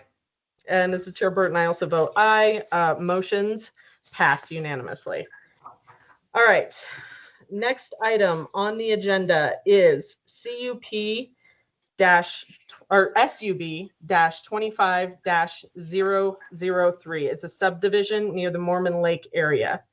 And just a reminder, this is just a recommendation for the Board of Supervisors. All right, staff, please proceed with your presentation. Thank you, Madam Chair, members of the commission. This case is the Diablo Canyon subdivision, SUB 25003. In this case, the property owners are BAS LLC and HML LLC of Phoenix. The applicant is Thomas Slampo of Norris Design, Tucson, Arizona. Location of the property is 1.5 miles east of Lake Mary Road, near Mormon Lake. The zoning is general. The size of the site size is 335 acres, and the request is for a subdivision preliminary plat. This is a vicinity map showing the subject property. You can see Mormon Lake, of course. This is Lake Mary Road coming down, and the property's access off of the road right through here. There are 4 total parcels. An aerial photo also showing the subject property. As you can see, there's a big meadow that comes through here, and then there's kind of a ridge line with some trees, and you can see a few stock ponds as well. This is part of a ranch, or was part of a ranch. And this is the proposed development. It's a 38-lot subdivision on 335 acres. Of that, 202 acres would be protected as open space. That's a total of 60% of the property. There is primary and emergency accesses provided, and both of those are via Forest Service roads. All the roads on the property would be privately maintained and owned. Utilities would include on-site electricity. As you can see, there's an electric line. That's a picture of the electric line on the property. Water would be hauled, and they would have on-site septic systems. The applicant also annexed into the Mormon Lake Fire District for fire service. That's very close. This is a photo of the subject property. This is the old ranch. I think it's called the Perry Ranch. So it's still there, and you can look out into, you're looking down and out into that meadow, that large meadow right there. This is another photo where you're looking north to the north part of the property. That's of course the peaks in the background. This is the entrance to the property, and again you can see the trees up on the mesa type area. They're a little higher than the meadow that's lower down, and so this is kind of an entrance that was there. And I just wanted to show you this. This is what the applicant is proposing for the entrance to the subdivision, which is kind of reflects the old ranch entrance. In terms of open space, that large meadow I was showing you in the pictures is proposed. The entire thing pretty much is proposed as open space. This area is known to flood, or as the applicant puts it on the map, I'll show you that in a second, ponding. There's a lot of water that flows down through there and ponds on this property, so it makes it unsuitable for residential lots. There's more open space proposed on the west side, which basically coincides with water features and water drainages.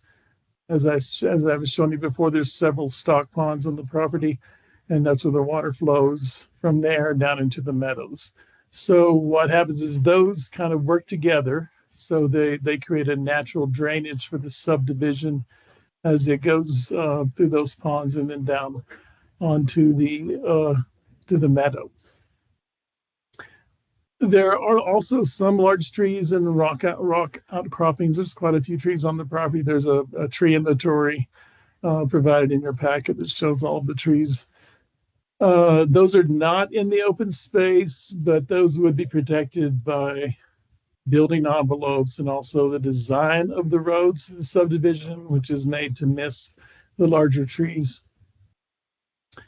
And I wanted to note that the trails and open space would be accessible to the public, and that's required because of the density bonuses that are provided. So this is a really good map to show you kind of what's going on at the open space. You can see the flows come down through the ponds and then into this area in 3 different locations throughout. And then they hit, this is actually an area of floodplain on the property. they hit this thing called Ashurst Run, and that's kind of a drainage that goes back to Ashurst Lake. So this all eventually drains into Ashurst Lake. And you can see all the yellow circles. Those are all the proposed areas for building envelopes. And this is in the pre-plat package. It shows the actual open space and also the lots. This is the best way to show the lots in the subdivision. So as you can see, they have roads coming through. This is the main road coming off of Lake Mary Road at the entrance right here I showed you a minute ago. And then the secondary emergency access will go out through the north and connect to a series of forest roads in that direction as well. Now, as you can see, there's a trail that goes all the way around the open space and also connects back to the roadways in various places. As I said, this would be a publicly accessible trail. It is kind of out of the way, but it's possible that public would find that and go up there and use the trail.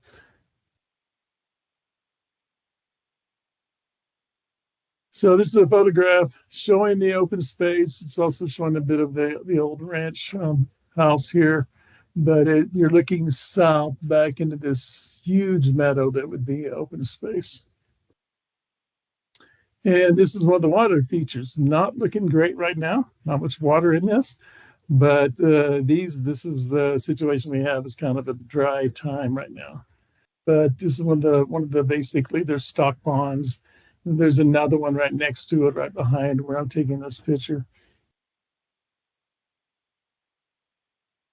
Now, in terms of wildlife protection, the Arizona Game and Fish Department did provide a report talking about issues with wildlife on this property, and they had some recommendations, which I have included as a condition. Number one, consider wildlife needs during construction, minimize the introduction of invasive weeds. The applicant has provided a weed plan, and also use wildlife-friendly fencing. Now, this is also an important bird area, and that's basically for the pinon jays. Unfortunately, there aren't very many pinons left on the property. In fact, the applicant was able to find 2, and one of them was dead. So there's not a lot of pinons. But if you have been in town or anywhere in the forest, you know that there are pinon jays and different kinds of jays that use other types of trees as well. I wanted to note that this meadow looks like it would be maybe a wildlife corridor, but it's not a recognized wildlife movement area, and there aren't any on this property. Fencing's not proposed in the open space, and if any fencing was installed, it would need to be wildlife friendly.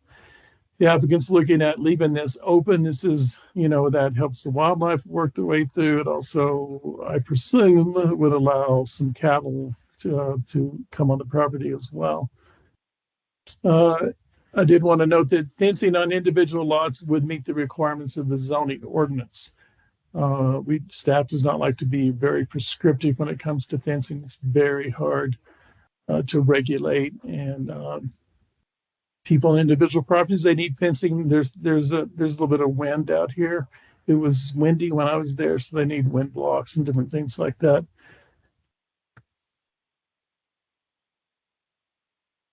And this is the density bonuses and lot size reduction. So the subdivision ordinance provides for both of these things. It provides for up to 75% lot reduction when lots are clustered and open space is provided. So in the general zone with minimum parcel sizes of 10 acres, this allows for lots as small as 2.5 acres. I think they have lots from 2.5 acres to 5.47 acres. With for density bonuses, you can get a 5% density bonus for adding 10% additional open space. So in this subdivision and conservation subdivision, it's required to have 50 to begin with. They added 10 more to get 1, basically 5% density bonus. So there's 60% total open space protected in this subdivision. If you have privately maintained roads, you get 10% density bonus. And putting those two together, that's a total of 15% density bonus or 5 additional lots for the subdivision. That's how you get from 33 to 38. This speaks to the comprehensive plan and also the Diablo Canyon Rural Planning Area. So comprehensive plan supports this integrated conservation design, clustered subdivisions and density bonuses. This is not, as a lot of commissioners will know, this is not a common thing. We don't often get this type of integrated conservation design. It supports open space and trails, wildlife conservation, and of course, emergency services and emergency access. The Diablo Canyon rural planning area policies support clustering to prevent a fragmented development pattern. And if you know the county, there are several places in the county where we have large areas of 40 lot parcels. And those don't always work out well. They often remain undeveloped, and they create this fragmented development pattern, something that is in our comprehensive plan, of course, and also in the Diablo Canyon planning area as well. So that's one of the things that it supports the clustering, as we're seeing here. It also supports adequate facilities and infrastructure and residential developments, as I've talked about earlier with the utilities. And it supports waivers from some of the typical requirements, such as paved access to achieve the ranch appropriate design. So for staff analysis, it's consistent with the comp plan and the area plan, and of course the findings of fact. It's an appropriate location. It provides utilities, infrastructure such as roads, and also emergency services. It's really close to the fire department here in Mormon Lake. It provides open space protection and environmentally sensitive features and wildlife. Prevents those fragmented development patterns, as I spoke of before. And of course, it provides greater environmental protection and better infrastructure than lot split development. So with lot splits, you could come in here and split them all up into 10-acre lots. Now you can only do that 5 at a time, but that creates a much worse development pattern. Not very good infrastructure, not very good protection of wildlife. So this is definitely a better way to go. These are the findings of fact for our preliminary plat. I've addressed all of these in the staff report. And this is citizen participation. So property owners within 1 mile, we wanted to get out a little ways. Of course, there's not much out here, so we wanted to make sure we did notify some neighbors. So property owners within 1 mile of the subject property were notified and invited to a virtual meeting that was held in January. 6 people attended. There were a lot of concerns. The density of the development, flood hazards, like for example, in that meadow, the water supply, fencing.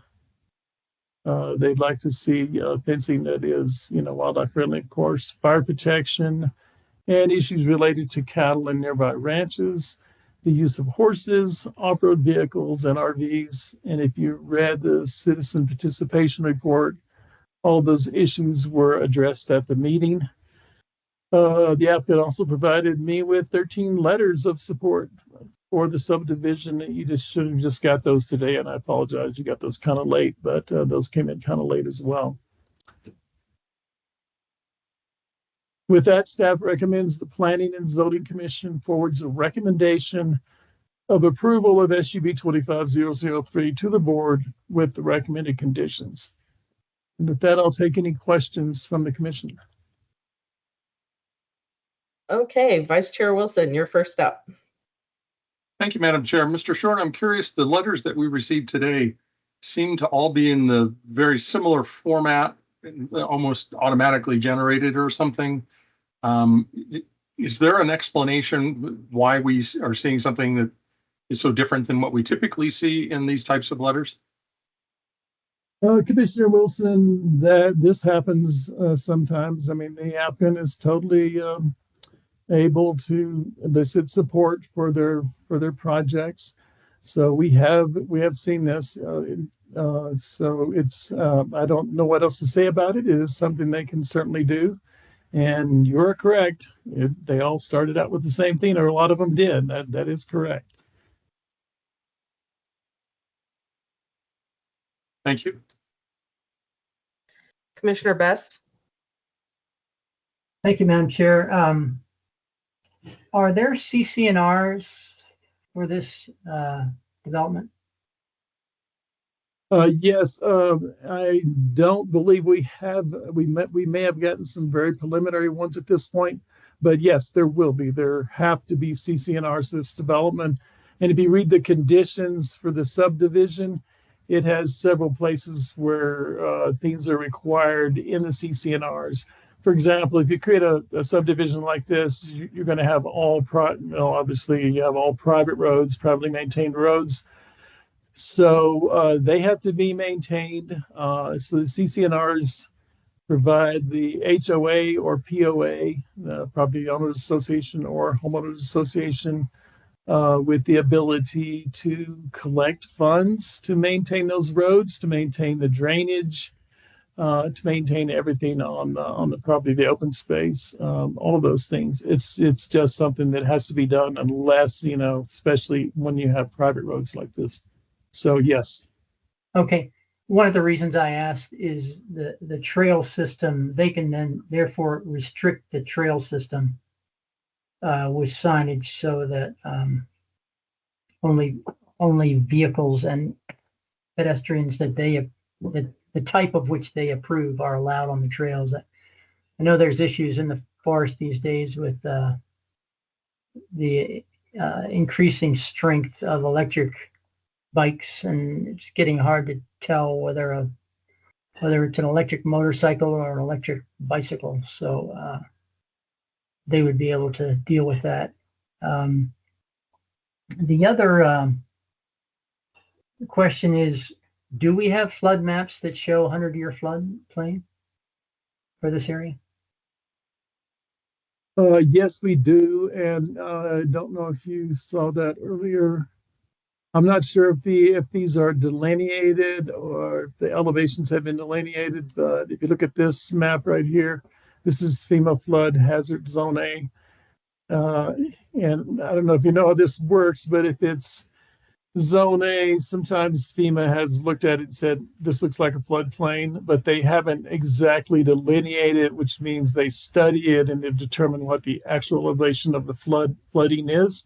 In this case, that's a long way from where these houses are. Okay. So that was the reason, as I was saying, they were putting the open space over here, and this is not going to affect the subdivision if it, if there was flooding.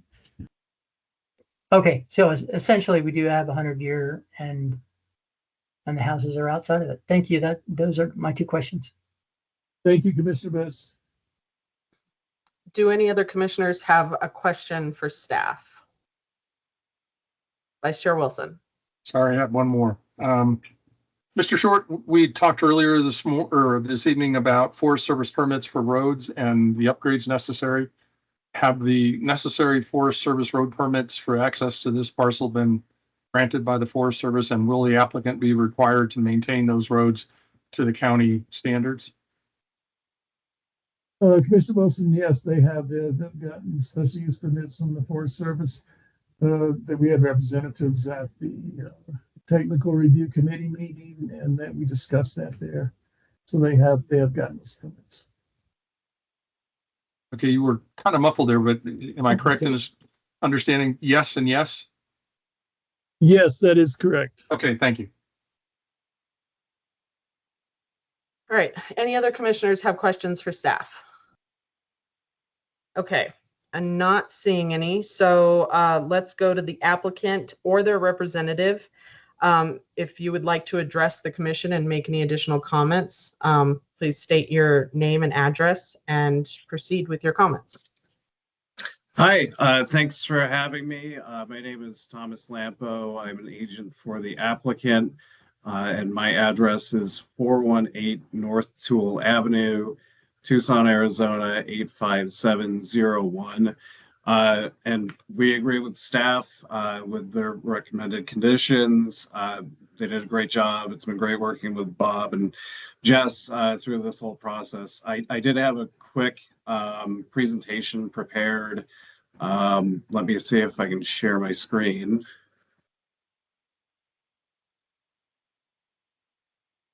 And I'll run through this really quickly. Bob covered a lot of this in his presentation, but we wanted to just give some additional insight.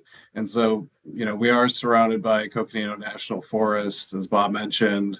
This is the rural planning area plan, and here you see housing is denoted. Won't go through these. Bob took really good photos while he was on the property. I think that he covered a lot of this in his presentation as well. So don't really need to go through all the things that the subdivision is envisioned to be, but we do intend to have an HOA. The CC&Rs will be submitted along with the final plat. And a lot of the comments that we've received, as well as issues that were brought up during the neighborhood meeting, have been addressed in those CC&Rs. And then Bob covered the subdivision ordinance, also covered adherence to the comprehensive plan. It looks like I'm having some technical difficulties. I'm not seeing images, but one of the things that was brought up is what trees exist on the property. And so we did go out and we inventoried about 250 trees, 246 total, over 20-inch caliper width, of which we are preserving 223 of them. So we have 23 marked for removal. And then, as Bob mentioned, the building envelopes were shifted, road alignments were shifted when we found trees that looked like they really needed to remain. We did find 2 piñons on the property that we did inventory, and one is to be removed. It's not in the best shape, and that's marked as tree number 242 on the tree inventory if you're looking at the landscape plan. And then in addition, we use GIS technology to find another 148 trees that are also going to be preserved that are outside of the developable area. So within that open space area on the northeast corner and then throughout the open space tracts, you'll see, and I believe this is included in your packet too, the additional trees that will be preserved. There may or may not be additional piñon trees in that. We didn't inventory them because they're outside of the area that we're anticipating for development. I actually had photos of all of those, but as you can see, my computer isn't cooperating with me. But that really is the bulk of my presentation. We agree with staff's recommendation. We agree with everything that was presented to you, and I'll stand for any questions if anyone has any questions for me. Thanks. Do any of the commissioners have questions for the applicant? I'm not seeing any. Thank you very much, Mr. Lampo. Thank you. All right. Now I will open it to public comment. If there's anyone in the public who wishes to address the commission on this case, please raise your hand. I'll call on you in the order you raise your hand, and you get 3 minutes. We'll ask that you state your name and address for the record. Is anyone in the public wish to comment on this case? Okay, I'm not seeing any. So I will. Oh, yes, there's a couple there. A couple of people just popped up. Okay, I have an Ellen Parrish. Hello, can you hear me? Yeah, go ahead and state your name and address and proceed with your comments. Yeah, my name is Ellen Parrish and my address is 951 Sunset Drive in Mormon Lake. We're having some trouble in the area, both on public land and private land, with people coming to visit with RVs and bringing a lot of OHV traffic to the area. My concern is what will be done in this subdivision to prevent property owners from inviting their friends and all of their RVs and OHVs to the area, bringing increased traffic, increased stress on emergency services, and damage to public lands and roads. Sure, and I if I'm hearing you correctly, so we actually will be addressing that in the CCNRs. That was I'm not sure if you were in our neighborhood meeting, but we did hear similar issues that were brought up that RVs would be out there, and so we do intend to address that in the CCNRs and limit the use of RVs on the property. And another, we're intending to have something in the CCNRs that says that a primary structure must be in place before an RV can be there. So hopefully that answers your question. Thank you. Well, it does. Am I allowed to ask a further question? We need to move on to the next public comment. So it really just needs to be public comment, not question right now. Is there anyone else in the public who wishes to address the commission on this case this evening? All right, I see Loretta. Please state your name and address and address directly to the commission, please. Yes, my name is Loretta Clark, and it's 376 Hillcrest Drive in Mormon Lake. And my comment, since I'm not allowed to ask a question, is that I was told, I never heard of any meeting in January, so this is my first information about all of this. But I was recently told, in trying to find out more about it, that a school has been promised to be built in for all these houses, and so there's a lot of people who are supporting it because there will be a school. I kind of am concerned about the infrastructure that's going to be required to go with all of this all these houses and then a school. And I don't know if all that's true or not, but it's a little concerning to hear all of this. Okay. Do you have any further comments? That's my comment. Okay, thank you. Is there anyone else in the public that wishes to address the commission? Madam Chair, we have, this is Jess with staff. We've got 1, 2, 3, 4, about 5 people who are on the meeting on phones.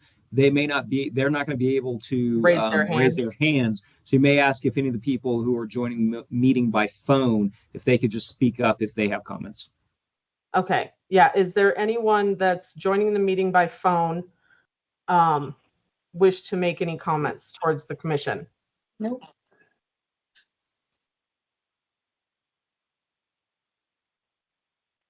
I'm not hearing anything. Okay. All right. If there's no further public comments, then I'll close it to public comment. I'm going to do one more last call. Okay. I have a comment. My name is Michael Morgenthau.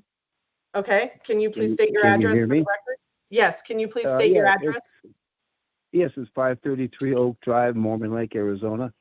Okay. And I don't believe I'm supposed to ask a question, but in my opinion, in that area, I don't believe there's been any perk tests done for the septic systems by this company. And I'm really of the opinion that I hunt all over this area for years and years. I have access to Plan M Ranch to this area, and the soil conditions, the cliffs that they're talking about building homes, mainly all rock. I don't think they'll perk. I don't know what type of system they would use for all of these homes for septic. Okay. Do you have any further comments? No. Okay. Thank you for your comments. All right. Ms. Parrish, you already made a comment. Is there somebody else with you that wishes to comment? Nope, it's just me. Okay. We give everyone a one shot deal here. And just so everyone knows, we are just making a recommendation to the Board of Supervisors. You will have the opportunity to address the Board of Supervisors during the public hearing portion when they visit this case. So I just want to make sure the public is aware that this is not a one-stop shop for your comments. So, okay, so I'm going to close it to public comment and open it to commission discussion. So let's go ahead and go around the room. I'll call on commissioners, provide your thoughts, which direction you're headed, any concerns you might have. So Commissioner Tohi. All right. Good evening. In looking at the information and also listening to everybody and the presentation, I think there's really good support for it. And I just want to see what the feel is among our commissioners as well. But currently, I think it sounds good. There are, I think, some concerns that I have. I guess with the amount of development, but I'm not familiar with that area, so I think as far as infrastructure is concerned, I think that's just if it's feasible and everything's been done and the staff recommends it. I think it's right now I'm just weighing in on the fact of just listening to some more, but I think I have my mind made up. All right, thank you. Okay. Vice Chair Wilson, what are your thoughts? Thank you, Madam Chair. I have a question relating to the fencing. Some of the public comments that we were received addressed the fact that cattle out there, apparently there are grazing leases or something like that, and that the residents may want to have fencing to keep cattle off their private property.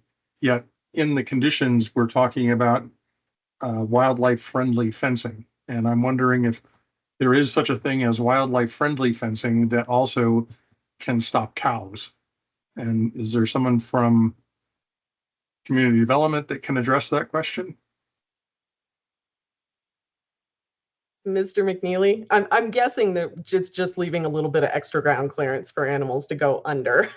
Yeah, so Madam Chair and Bob may be able to comment, and you may be able to ask the applicants as well. We have a standard that's in our comp plan. I believe there's a copy of it in our subdivision ordinance as well as to what a standard wildlife friendly fence is, and it does include that the top and bottom wires are smooth, but it is, from my understanding, and I'm not a rancher, but I believe that the wildlife friendly fencing standard is one that is intended to be able to fence cattle out, but still not hang up wildlife. I know we weren't able to have Jessica Simmons with us this evening, but we do have Hannah Griscombe from Arizona Game and Fish. So, Madam Chair, if you'd like, we could let her as a partner agency speak on this item. Yes, go ahead. Great. Thank you for bringing me on. Yes, that is correct. So fencing that is wildlife friendly can also exclude cattle. So it just has to do with essentially being high enough to keep cattle out and low enough to let deer and elk over and pronghorn under. So that's how that works. Thank you very much. Thank you. Do you have anything else, Vice Chair Wilson? No other questions, and with that, I can make the findings. Okay. Commissioner Best. Thank you, Madam Chair. In a perfect world, this would be adjacent to other development in a more developed area. It's kind of out in the middle of nowhere, which is always awkward. But we don't live in a perfect world, and given the alternatives here, which would be completely covering this parcel with 10-acre lots, which would be much worse. I think we're seeing a very well-designed conservation development. And we've worked for years on our codes to get to this point, and it's good to see someone take us up on the extra lots you get by leaving part of the land open and some of the other elements. So I can make the findings with what I've seen so far. I'm always open to other commissioners' comments. Thank you. All right, thank you. Commissioner Berger. Well, I was just going to say, after listening to Arizona Fish and Game. Approve the subdivision. Hold on one second. I need whoever's talking to mute, please. All right, thank you, Commissioner Berger. Please continue. No problem. I was kind of looking for Arizona Fish and Game to get some input. And quite frankly, I'm kind of in agreement if they're going to probably run into a septic problem. But overall, the plan is by far the best use. Otherwise, it's going to really impose on wildlife and everything else. And obviously, just overall use. So with that, I believe I can make the findings. Thank you. Commissioner Leslie. Thank you, Madam Chair. So in listening to the proposal, I am impressed by the front end loading that they've done on this and identifying everything that needs to be addressed. I do concur with the septic issue, but I know there are alternatives out there that can be done. Initially, I did have a concern with wildfire. I think that's probably in all of our minds. I have been out there several times. I know that area pretty well. And ultimately, the fire district would really probably weigh in on this. But with what's been said and shown, I can make the finding as well for this. Okay, thank you. Commissioner Hayward. I don't have any comments. I can make the findings as well. Thank you. Okay, thank you. All right, this is Chair Burton, and I can also make the findings. I think it's a great design. I'm leaving the whole septic thing up to the permitting process. That's how that works. It's not my call. I'm not making a judgment call there. That's going to be done per environmental standards. So I love how much space they're leaving open. They're leaving all the wildlife corridors available. I really do like the way that this was designed. I think, none of us are going to ever be able to afford one of these lots or homes, but whoever can will have a really nice place.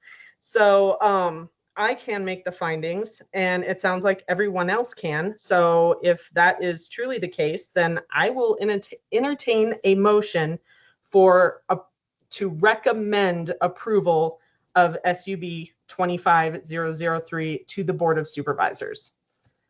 Madam Chair, I make a motion that we recommend approval of SUB 25-003 as presented. I'll second that. All right, I have a motion by Vice Chair Wilson and a second by Commissioner Best. All those in favor, please say aye. Commissioner Tohi. Aye. Vice Chair Wilson. Aye. Commissioner Best. Aye. Commissioner Berger. Aye. Commissioner Leslie. Aye. Commissioner Hayward. Aye.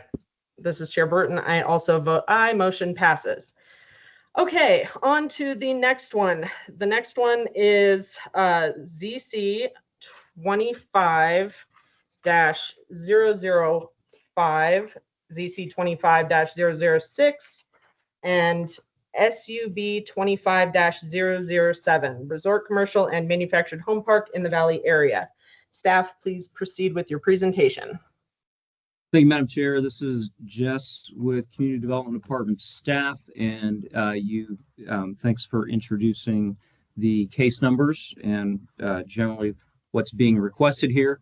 I want to let you know that the property owner in this case is Live the Dream Development LLC out of Gilbert. Their applicant representative is CD&E Engineering from here in Flagstaff. Aaron Heisa is the staff member from CD&E, and I believe Aaron is with us. The current zoning of all of this property is G, general zone, 10-acre minimum. So all of this property could be split up as is into 10-acre residential parcels with the permitted uses in the G zone. The requested zoning is RC Resort Commercial, which is a planned zoning district, requires a master plan on 82 acres. That would be the 82 acres that have frontage on Highway 64, on the east side of Highway 64. And manufactured home park zoning for a separate parcel but contiguous parcel on 40 acres, a little bit farther to the east. The requested subdivision preliminary plat would be a 151 lot manufactured home park. So this would be a subdivided manufactured home park, 151 lots that would be individual lots available for sale and development. And of course, just one parcel for the larger 82-acre resort commercial development. Those two parcels together total 122 acres in all. And of course, our location here is in the valley. It is 0.7 miles north of the Highway 64 180 intersection. So just a little over half a mile north of that commercial intersection. This is an image of the area of the location, and based on some of our other discussion earlier in the evening with the study session, would want to point out a couple of things. These are these large parcels, the 82-acre parcel along Highway 64. You all seeing my cursor when I move it here? Okay. Yes, we are. To orient you a little bit, here's that is Highway 64 running north-south through the property. And here coming at an angle from the southeast is Highway 180. That kind of becomes the commercial epicenter of the valley area. Of course, we have the aerial photograph on to give you some sense of what's going on in this area. All the blue squares are, of course, state land, state trust land owned by the state. And none of that's anticipated for development anytime soon. In the general valley area, you see where there's a lot of development or lot splits rather, or subdivisions, but we have parceled land, a lot of parcels all on the east side of Highway 64 here. And on the west side of Highway 64, we just have a little bit of commercial development surrounded by the airport. Of course, you can see the airport from the satellite imagery here. And where you see just these literally thousands, actually, I believe 7,800 to be exact, of all these little lots throughout the valley area. That was the old Grand Canyon subdivision that started in 1969, created over 7,000 one-acre lots in this area. And the vast majority of those lots are not developed because even though you see a pretty layout here with all of these thousands of lots in the valley area, back in 69, we didn't have very good development standards in the county or processes, and the vast majority of those roads were never built, or the ones that were built are not maintained. They were never accepted by the county for maintenance. So you've got, for all of these lots that you see out here, especially the further you get off of highways 64 and 180, you have a lack of roads, period, not to mention maintained roads. So it's unsafe access to many of those lots. Likewise, you don't have power to the vast majority of this area. And you certainly don't have a water or wastewater system. And wastewater ends up becoming very expensive in this area on these 1-acre lots, as soils are not conducive to a conventional septic system. You go to an alternative system, that gets very expensive. All those things combined, the vast majority of the valley area of all these thousands of lots you see out here are, of course, vacant.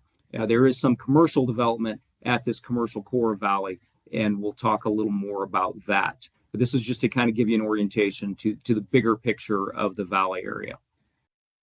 When we zoom in a little bit and we turn on the zoning layer to understand the zoning, you can see where we have commercial zoning, the red, right here at the commercial corner. And many of us who've driven through this area know where we see a gas station, multi-story hotel building at this location, and some other commercial development, vast majority of which is very traveling tourist oriented commercial development, being that right here at the intersection of 64 and 180, you get we get millions literally of tourists a year heading north to the south rim of the Grand Canyon to visit Grand Canyon National Park. So the red, of course, is commercial zoning. This gray down here, IL, industrial zoning. We do have a little bit of industrial zoning, and of course, all of this development is very difficult to do in this area because of the lack of water and wastewater systems. All the yellow is the AR, agricultural residential. Those are residential zone lots. When you get to the yellow residential, then you really have very little development, a very low percentage of these 1 acre lots that have been developed, as this road network you see there really never got built. We will point out where there are commercial developments in the immediate area. Of course, our subject properties are right here. These two properties with the arrows going to them. Immediately south was a recent zone change within the past couple of years to manufactured home park. Many of you will remember that zone change. That zone change included at its northwest corner a reservation for a fire station. Okay, so this has been thought about in this general area. Immediately south of that manufactured home park is a property that has a conditional use permit and has functioned for many years, basically as a commercial water supply, where there's a well, a water tank, and it supplies a standpipe in the area, and functions very importantly in this area as a source of water to a water standpipe, as the vast majority of water is hauled. There is no water system in this area, so water is hauled to individual properties if they are if the properties are developed and used for residential or other purpose. I'll point out to the southeast is the Clear Sky Campground. As a matter of fact, with the aerial photograph, you can even see the little dots of the tent domes that are on that property. That was a property that was developed a number of years ago under the campground conditional use permit. Bedrock City, on the other side of 64 to the southwest, we're all familiar with is a long-standing old grandfathered or legal non-conforming for zoning, as it's G-zoned, amusement park, manufactured home park, and camping operations. So very much tourist lodging oriented.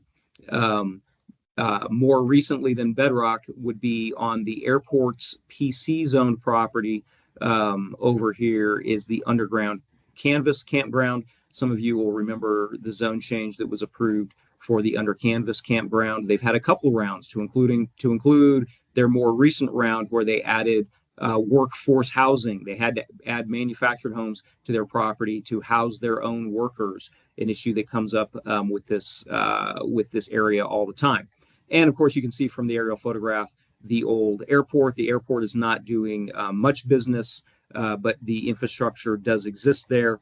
And at the south west corner of the airport PC master plan development is a manufactured home park. That manufactured home park does function as quite well, actually, as the airport property was developed with water and wastewater systems. One of the few areas in the Valley area that has a water and wastewater system. Of course, in all of this area, part of the discussion, even we discussed at your study session earlier this evening, this is not under a fire district. There is no fire district. The nearest fire department is High Country, and I believe we have the High Country Fire Chief with us this evening. They are a volunteer fire department. However, they serve several fire districts, taxing fire districts, such as the Woods Fire District and the Junipine Fire District. Those are fire districts that were created by subdivisions many, many years ago. So many of the commercial developments in this immediate area on this slide you're looking at have been required with their conditional use permits or with their zone changes to have a fire and emergency services provider as a part of their conditions for approval. And all of these have subscribed with High Country Fire, and that who has been providing fire in this area. of course, our applicant this evening has ideas on how they can improve the services in the area and really step up with services and quality of development in the area. So when we look at the applicant's master development plan, of course, we will let them get into the details of their plan. I'll point out that the commercial development with these circular rings that you see here, the commercial development does have frontage off of 64. The applicant has already done a TIA, a traffic impact analysis, and has already interacted with ADOT, Arizona Department of Transportation. The applicant is required to have an encroachment permit from ADOT, and we would fully anticipate by the TIA that has already been developed, and we'll let the applicant's engineers speak more about this. There will be required turn lanes that would go along with this development if and when the applicant follows through on their encroachment permit with ADOT. So generally on this 82-acre parcel here, you see commercial lodging units, 150 commercial lodging units that are laid out. They're detached, they're kind of like a cabin style, meant to blend in with the landscape. They are spread out throughout the entire department. In these smaller circles throughout the middle of the development is some of the communal spaces, restaurants, spa, studios, other communal spaces. There are plans for wells for this property. The applicant intends to develop their own water system and run a water system for the entire development. And of course, they would have their own wastewater system as well. The permits for both of those systems would come from ADWR on entitling the water development, and of course ADEQ, the environmental quality from the state for wastewater and for the water system, the public water system as well. So we've discussed the commercial development to the west. In the northeast right here is the manufactured home park development. So this would be laid out in a subdivision. These would be individual lots. Each one of these would be available for sale, or the property owner could retain some of them to rent or house their own employees in them. As a manufactured home park zoning subdivision, they would be entitled to use it for a park model RV or a manufactured home or site-built home, whatever method they would like to, any of the residential uses that are permitted in the MHP zone. I believe on these 151 lots for the housing component of this development would be 7,000 square feet in size. They do have some communal space within here for just open space within the development. This small inset drawing in the lower right-hand corner of your screen shows with the blue what the alternative routes would be into this development. These are existing dedicated road, I believe, along High Grove Road to the south, and then the north-south running easement would be easement over private property. The applicant, of course, would be required to improve all of those to county standards. There would be another route that would head north from the main entrance to the commercial development along the frontage and would connect into the manufactured home park here. And there is access easement that runs along all of these parcels along their western property line along the 64 frontage, where the applicant could put in access as well. So they certainly have redundant access for safety and just diversifying where traffic gets in and out of this development, being that they have a residential component and a commercial component.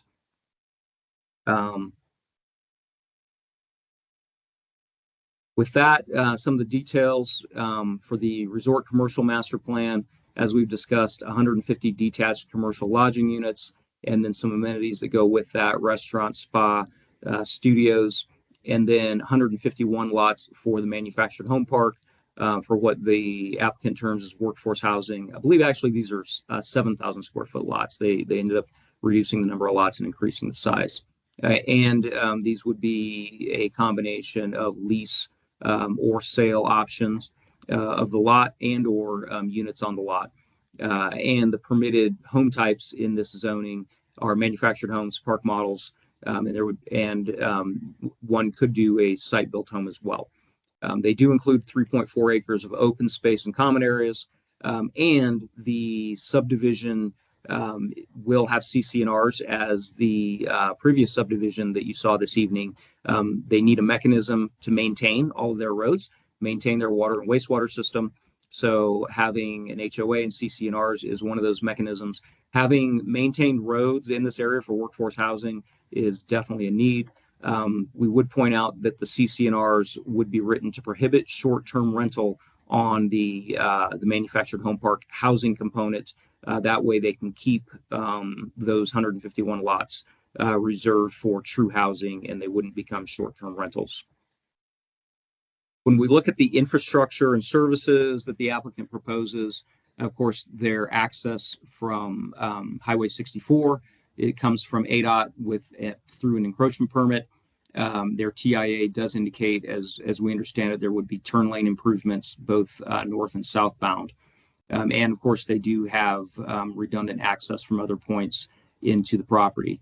The maintained roads is something that is lacking within the Valley area and is proposed with this development. The well and community water systems, as permitted by ADWR, is something that does not exist with any or with most of the housing opportunities in the Valley area. The exception would be that Airport Park manufactured home park. And of course, the community wastewater system would be one community wastewater system for the entire development, both the commercial and the residential portion. And that permit would be administered by ADEQ.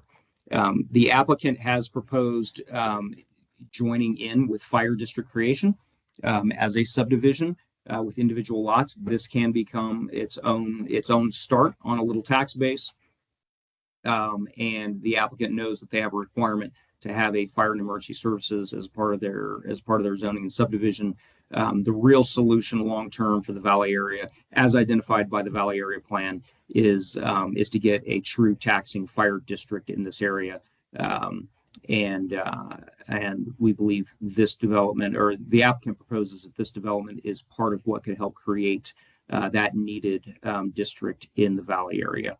And of course, this would be in conjunction with High Country Fire. And we do point out that the property immediately south of the subject property that was recently rezoned to manufactured home park does have a reserved site for a fire station. Of course, any districts in this area, the applicant's narrative discusses not only fire district, but the potential for road maintenance districts and water and wastewater districts. We've pointed out where there are commercial properties in the immediate area. Contiguous properties could join any of these districts and really improve how development and the quality of development is taking place in this immediate commercial area of Valley. And as you all know from the zoning ordinance, a fire and emergency services provider will be required as a condition of zoning to move forward with this project. If you go out today and take a look at the site, this is what you would see looking east from Highway 64. And you can see a little bit of fence in the foreground. Of course, there was ranching in this area. This would be a photograph standing out on the manufactured home park parcel, and I believe kind of looking a little bit to the northeast. The applicant submitted some images that were in your packet. This is a before and after photo simulation from Highway 64. So the top photo right here shows what the commercial property looks like from Highway 64 today. And the bottom photo shows photo simulated with their design, what the development would look like after developed with their entryway. Their buildings, their communal buildings are proposed to be a combination of adobe and rammed earth, intended to blend in and weather and fit in with the environment. And you can see some of the other buildings now then go to a dark rusted steel, which is intended to blend in with the natural environment and this location particularly as well. And if you look from a bird's eye view, if you were over the commercial development and looking towards from the east towards the west, towards the sunset, obviously in this image, that's what the detached commercial lodging units would look like. in this radius around the commercial development. And in the center, you see where the bermed earth and adobe communal buildings would sit in the center of the development. And this is an image, a close-up of the entry tower feature. It's just a feature. It would be required. The entire development is proposed, obviously, to be dark sky friendly for their own purposes, and the county's zoning ordinance lighting section would restrict the lighting on this property. But this is intended to be an entry tower that would be visible from the road, but certainly would be dark sky friendly. This is an image supplied by the applicant of a little bit more of a close-up of what the commercial lodging, the detached commercial lodging units would look like. I believe these are factory built. They're built to a code, and they would be brought to the site and affixed permanently on the site. This is the preliminary subdivision plat as submitted by the applicant. So you see that the resort commercial development in the southwest corner, the 82-acre portion, is all in one lot, one parcel essentially, and the 151 lots for workforce housing, and they're included tracks for open space are up here, and of course all the data that goes along with the preliminary plat. They have a private road typical section for their private roads down here at the base. And they do include a wildlife-friendly fencing detail. So any improvements to fencing in this area will be, per the applicant's narrative, wildlife-friendly. This is the preliminary landscape plan where they would be using the existing, really it's juniper, a little bit of pinyon on the property, and natural native grasses. They would be retaining the native vegetation to the extent possible, and adding vegetation that would be drought tolerant in with it, that would blend in with it. And they do propose using their wastewater treatment from the wastewater system as their irrigation source for their drought tolerant landscaping. And this is the preliminary landscape plan for the manufactured home park subdivision. So they would include landscape amenities along with the manufactured home park subdivision. The applicant submitted a citizen participation plan that was in your packet. They held a neighborhood meeting. They did notify property owners within 2,000 feet. That was a total of 32 property owners. They got 12 to attend their neighborhood meeting. There were some concerns expressed. The applicant gave a lot of response to the concerns. There was concern expressed about the overall number of units. The applicant did in fact reduce the total numbers and it actually increased the lot size for the manufactured home park subdivision. There was discussion at the neighborhood meeting about the need for fire and road maintenance districts. And of course, the applicant has responded that they have plans going forward where their property for sure, and then open to other contiguous properties, creating those needed districts. There were concerns brought up about water adequacy. And many of you will remember when we discussed water adequacy, Arizona Department of Water Resources actually is the authority that can grant water access to properties. And ADWR has not designated Coconino County as an AMA, active management area for groundwater adequacy, as ADWR does not at this point in time see groundwater adequacy in this area as an issue. We know there is a significant aquifer into this area. I believe the Redwall Mauve aquifer. That seems to be, we know there's producing wells in the immediate area that go into that aquifer, and that's currently supplying people who live in this area and commercial operators in this area with haul water. So the aquifer has not been considered an issue by ADWR. It's just very, very expensive to get to. We all know that the reason there are not more wells out in this area is because it just hasn't penciled until this time for commercial operators to make the incredible investment to do a well. And as you know, we cannot consider, we not really even discuss, but we're just responding to what was brought up in the neighborhood meeting. Water adequacy cannot be used as a finding for a zone change or a subdivision preliminary plat. That is the purview of ADWR. They regulate groundwater. So this development does propose wells and a community water system along with their plat. Their final plat will be required to provide a statement of water adequacy. So that will be a requirement of their final plat. When we look at plans, the county's plans that would apply to this request, and we went through this extensively in your staff report, but just to summarize, the Coconino County Comprehensive Plan certainly supports good design, appropriate design at gateway locations, and this is designated as a gateway location along Highway 64 south of the Grand Canyon.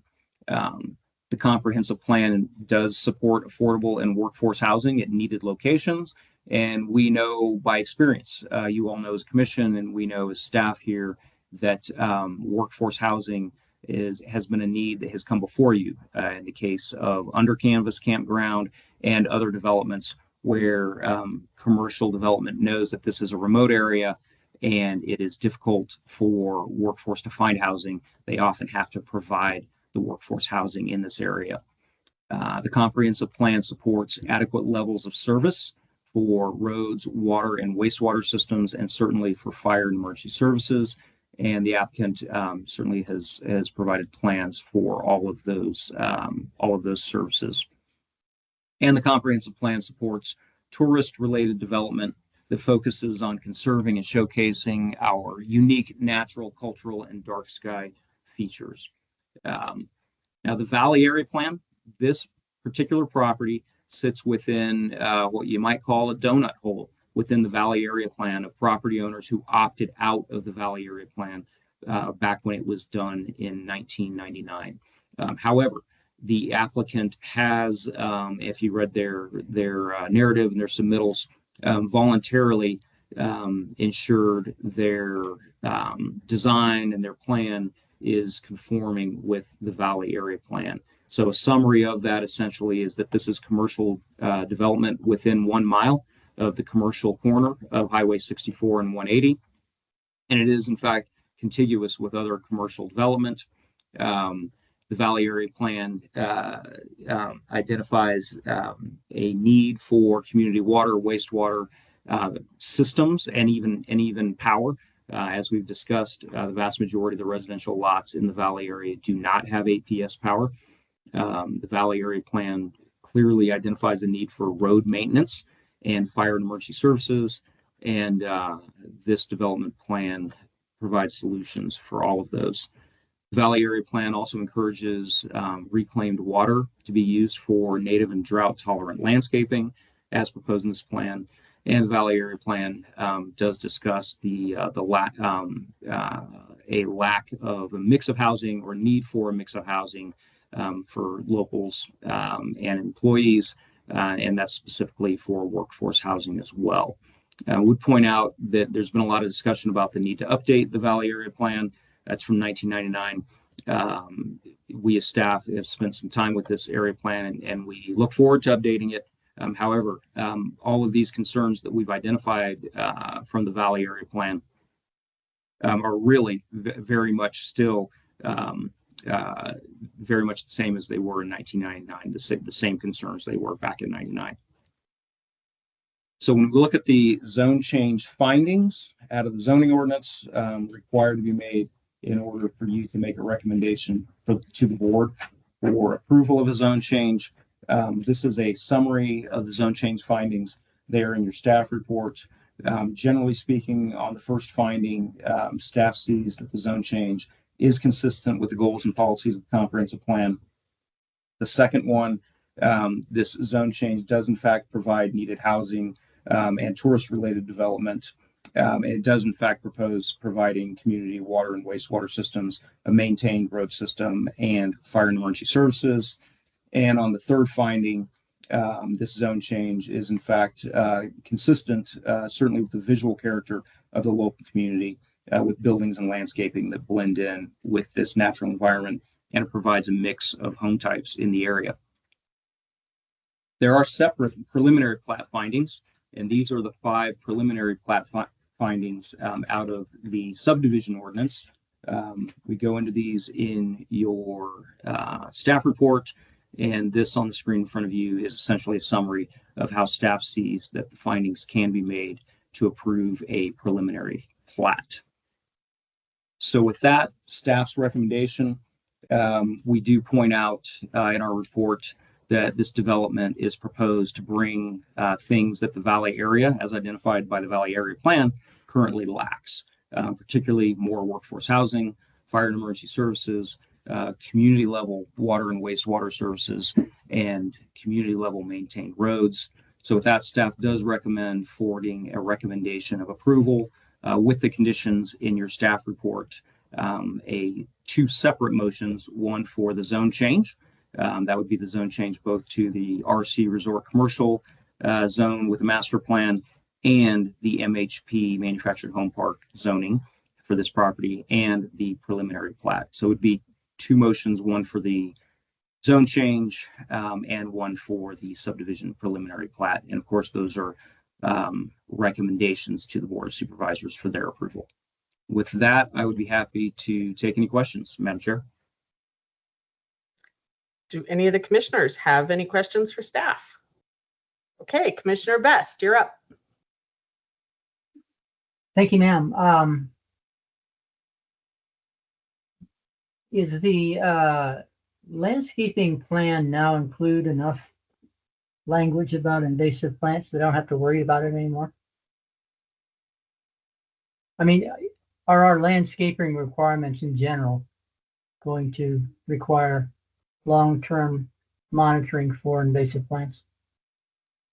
Yes, so Madam Chair and Commissioner Best, yes, the base zoning ordinance landscaping requirements, which come into play on this development, do require weed mitigation and maintenance thereof. And the applicant's narrative actually does go into detail about invasive and weed mitigation and maintenance in their narrative. Great, thanks. Enough of that then. A theme of the new comprehensive plan and of the communication that the public has put into it that I think is new in this era is responsible tourism. And this body has worked on that primarily with campgrounds, trying to educate visitors how to behave responsibly, and also at the same time enhance their understanding of the glory of the Grand Canyon area, how lucky they are to be here, and the assets that are before them that they should conserve. I don't see much of that here. It could come into the CC&Rs. I think it's something that we as the county have to work on. It looks to me like this applicant is making a good faith effort to do the best that they can do. And so I will bring this up when the applicant speaks. But I think it would be a good idea for staff to think about how we could incorporate that into the next round, which is before the supervisors, to make sure that anybody who shows up gets the idea that, number one, you're in a unique place in the world, and probably most people do get that. And number two, it's everybody's responsibility to conserve it. The cultural aspects of it, the physical, biological, and how we communicate that. And we've done a little of that in the campground, so we have a start. But I think it's a conversation that we should be having more of. So I'll leave it at that. Thanks. All right, Vice Chair Wilson. Mr. McNeely, I'm curious on the slide that you have up right now, the green squares in the manufactured home section. What do those represent? The Thank you, Vice Chair Wilson. Those represent the communal open space. So that's the designated open space within the manufactured home park. So potentially little playgrounds or parks or whatever. Exactly. For families that might be living there. Okay. And you mentioned earlier that, of course, this will have to be dark sky compliant. I did a search and I didn't see dark skies mentioned anywhere in either this or the next application. Is that just a standard part of code now, or is it something that should be called out in these applications? It is a standard part of code. They had a pretty extensive narrative, and I thought I identified certainly in how they made responses to the findings and responses to many of the goals and policies of the comp plan and area plan. But that is a part of code, and ultimately. Yeah, ultimately, when they, anytime you're doing commercial development, when you're pulling permits for commercial development, you have to then apply for your lighting permit separately. And the lighting permit process actually is what limits them. We like to see people voluntarily say, we're going to be 100% shielded and such. And if they include it in their CC&Rs, that would be awesome. The reason I ask is the photo that you showed of the entry building there showed uplighting on that drawing, which is not dark sky compliant. So I just wanted to make sure that that was something that's going to happen. Thank you. All right. Do any other commissioners have any questions for staff at this time? Okay. I'm not seeing any. So, if the applicant or their representative would like to make a presentation and comments to the commission, I would encourage that now. Please state your name and address and proceed. Thank you very much. Can you hear me all right? Yes, we can. See my screen? Okay, great. This is Ryan Scott. I'm the developer, the applicant, 7 Apple Green Lane in Austin, Texas. I just moved about a month ago. So I'll just talk for a couple minutes. Jess did an outstanding job as expected. So we'll just hit a couple highlights given the depth of that presentation and really appreciate the opportunity. I know the process has been great. Well, I'll talk about the overview. We'll go a little bit into our hospitality project with our partner Arcana. I'll talk a bit about our financing partner, and we'll discuss engineering and design with CD&E. So just for me, I have gone through this process before. I was involved in the rezone of the project to the south. I'm a father of 5-year-old twins. I am active in the area. I mean, we've got a vacation rental home in Kachina and have done projects in Valley and Kachina Village. Both, a more affordable workforce type housing, under 300 grand that folks are living in today. I'm an executive at IBM during the day, but this has really been a passion, especially around tiny homes and the short-term rental market. And, as that's grown to understand more about Valley, the workforce housing as well. So there's a picture there on the right. We had, the HUD come out to our project in Kachina Village. It was tiny homes and kind of new for the time back then. So when we think about this project, it was crafted to address, we understand to be real needs of the community, looking for a professionally managed hospitality option. I know there's tremendous amounts of mom and pop and homegrown hospitality options. That's certainly a focus here.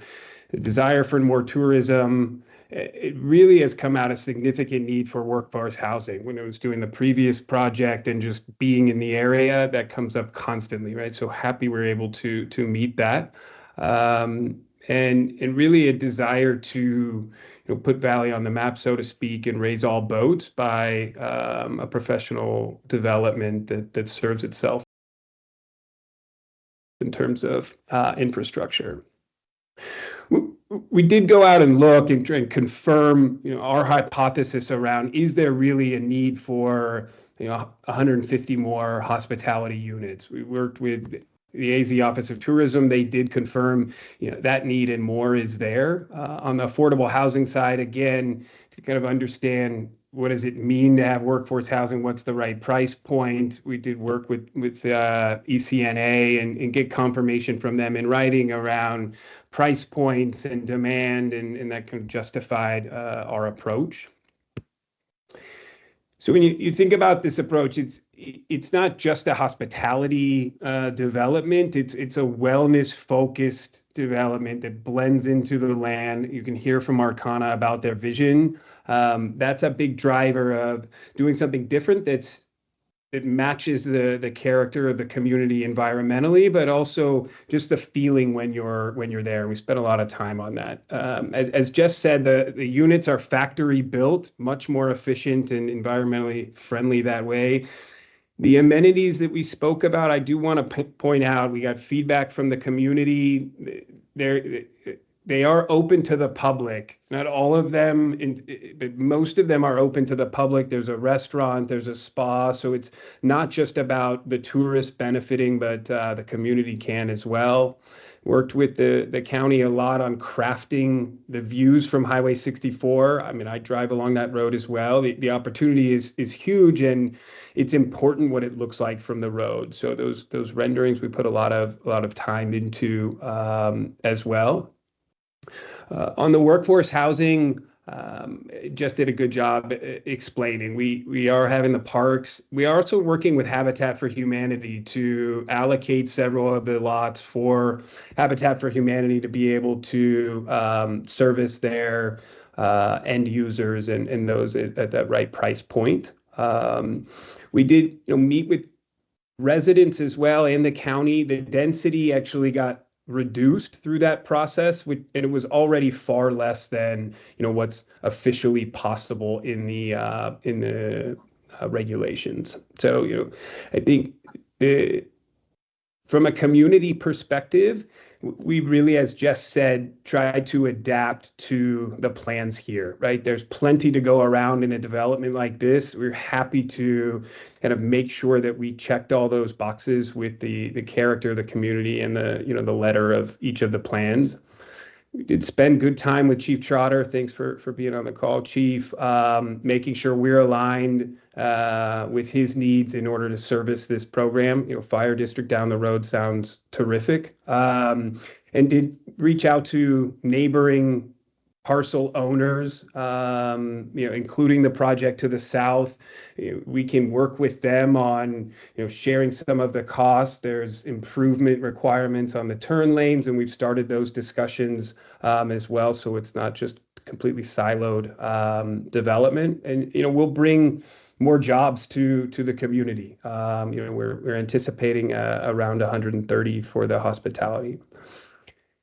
And the team is important because it's important that if we bring this forward, we're going to follow through, make this happen. That's a big part of the value proposition here.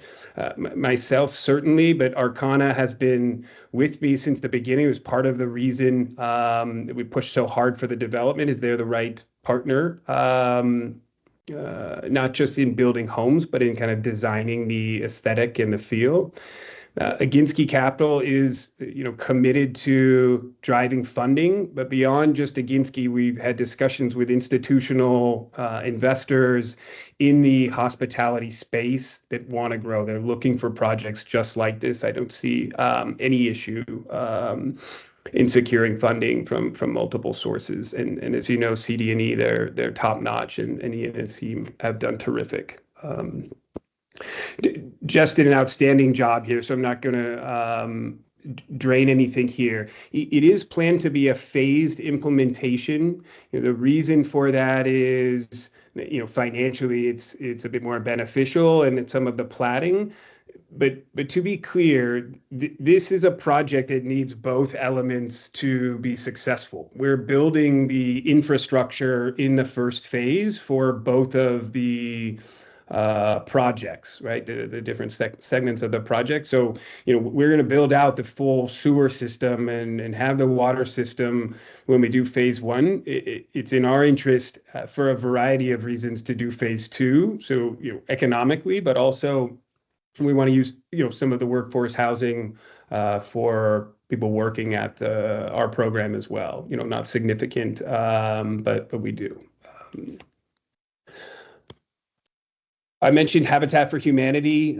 This is a picture we did meet with them. Nice homes that I think would fit in really well here and serve that community. You know, how many we're in discussions? It could be a lot. It's a really nice program for that side of the development. Let me turn it to my friends at Arcana to just go through a little bit about their element of the program.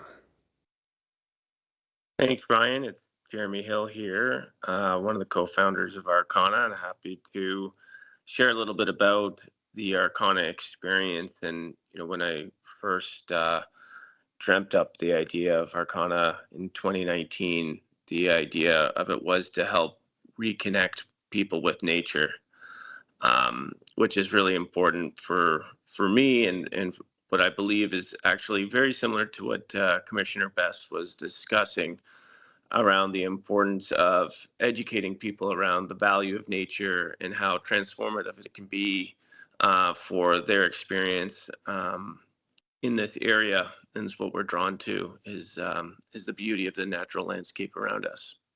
So Ryan, if you could just take us to the next slide here. So, you know, the purpose of our business is to help people from that don't necessarily have the opportunity to spend time in nature every day, to connect with nature in a way that they can really develop the benefits of nature. And, you know, as we all know, when you spend, you know, a day or 2 days, it can really have a significant impact on your well-being. Just immersing yourself in nature, it's really important.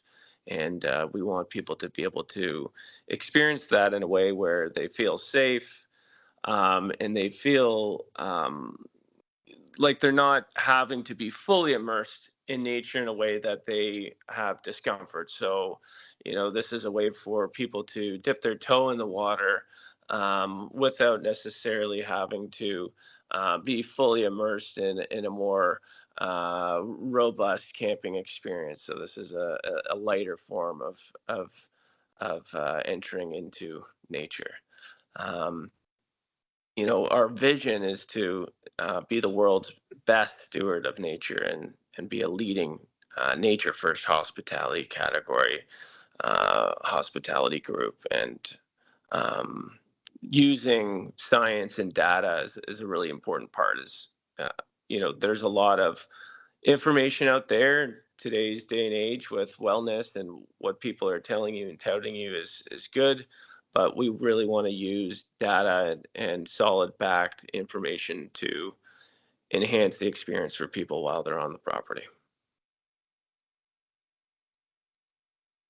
I'm not going to go over the site plan. Mr. McNeely did a fantastic job, and thank you very much for that. This is a rendering that was not displayed and just gives you a sense of, you know, some of the may be a little bit exaggerated here, just the mountains in the distance, but it just gives you a sense of the imagination that you can aspire to while being in a natural setting like this.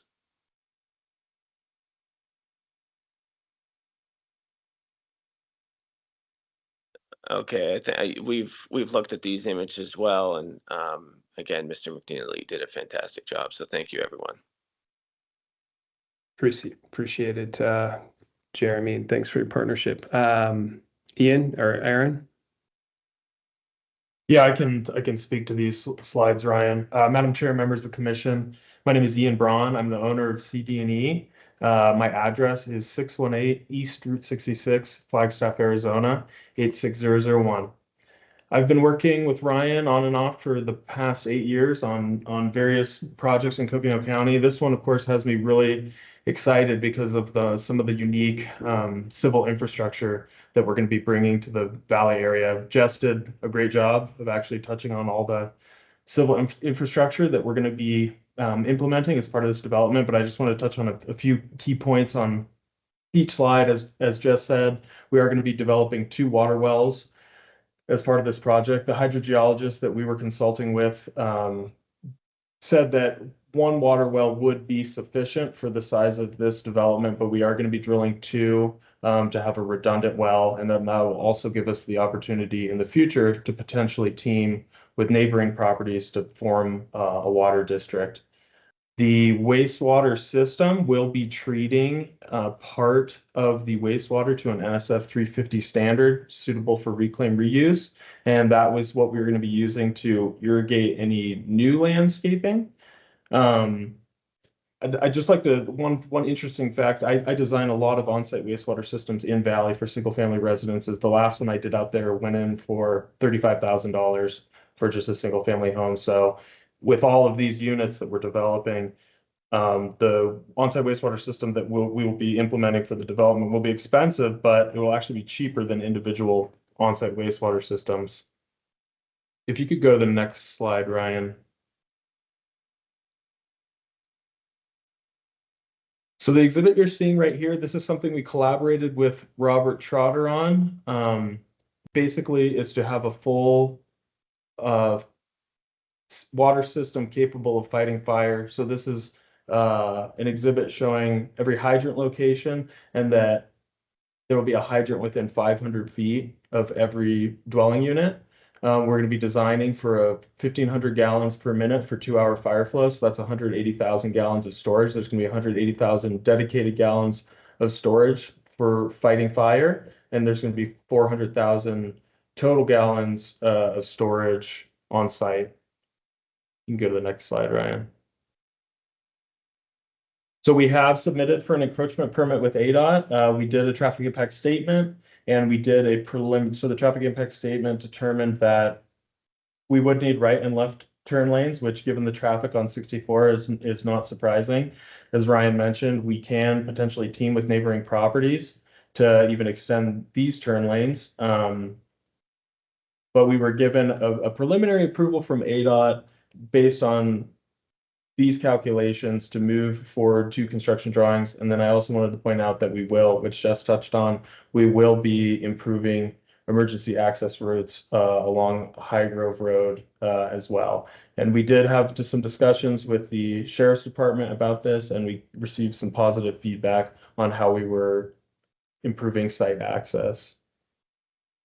You can go to the next slide, Ryan. And Jess already went all through this. I just wanted to leave this here on the slide of how the project is cited with some of the similar type projects in the area. And Jess, of course, touched on this already, so I can hand it back to you, Ryan. Okay. Yeah, thanks a lot. So we went a bit late. Alex was going to join us tonight, but I'll just speak for him. He's passionate about the tiny home space. Aginski Capital's done $100 million deals before. He and I were working on, buying a tiny home manufacturing company. To be honest, that's how we found Arcana, who was really a good partner. So he has been out there with me, been invested in the project since the beginning. And hopefully if we get to the Board of Supervisors, he'll join to speak and take questions as well. So just to close, thanks for listening. When we think about why is this right here, we took a very collaborative approach working with the county and the community and plan to continue to do that. It's a comprehensive solution, kind of end to end, from hospitality to the workforce housing. And the piece about the workforce housing I just wanted to bring back is that it's not just lots that are available and there's electricity, maybe, they're fully improved lots. So I think Jess's point was well made, that although there's already tons of lots, and I own some of them, it's expensive to turn that lot into a home with an individual, water and septic system. At the price point that we're looking at here, I think it makes the value proposition drastically different from just getting your own lot and trying to make it happen. And we've got a very committed team. It's not just me and Ian working together here. So thanks again for your time. Happy to open it up to questions or to community comments. Okay. Does anyone on the commission have any questions for the applicant?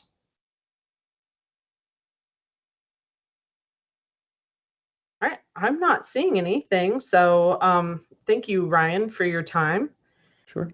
And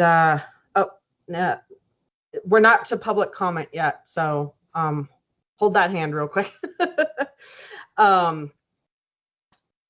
Okay, so if none of the commissioners have any questions for the applicant, then we'll let Ryan go back to mute and we'll open it up to public comment.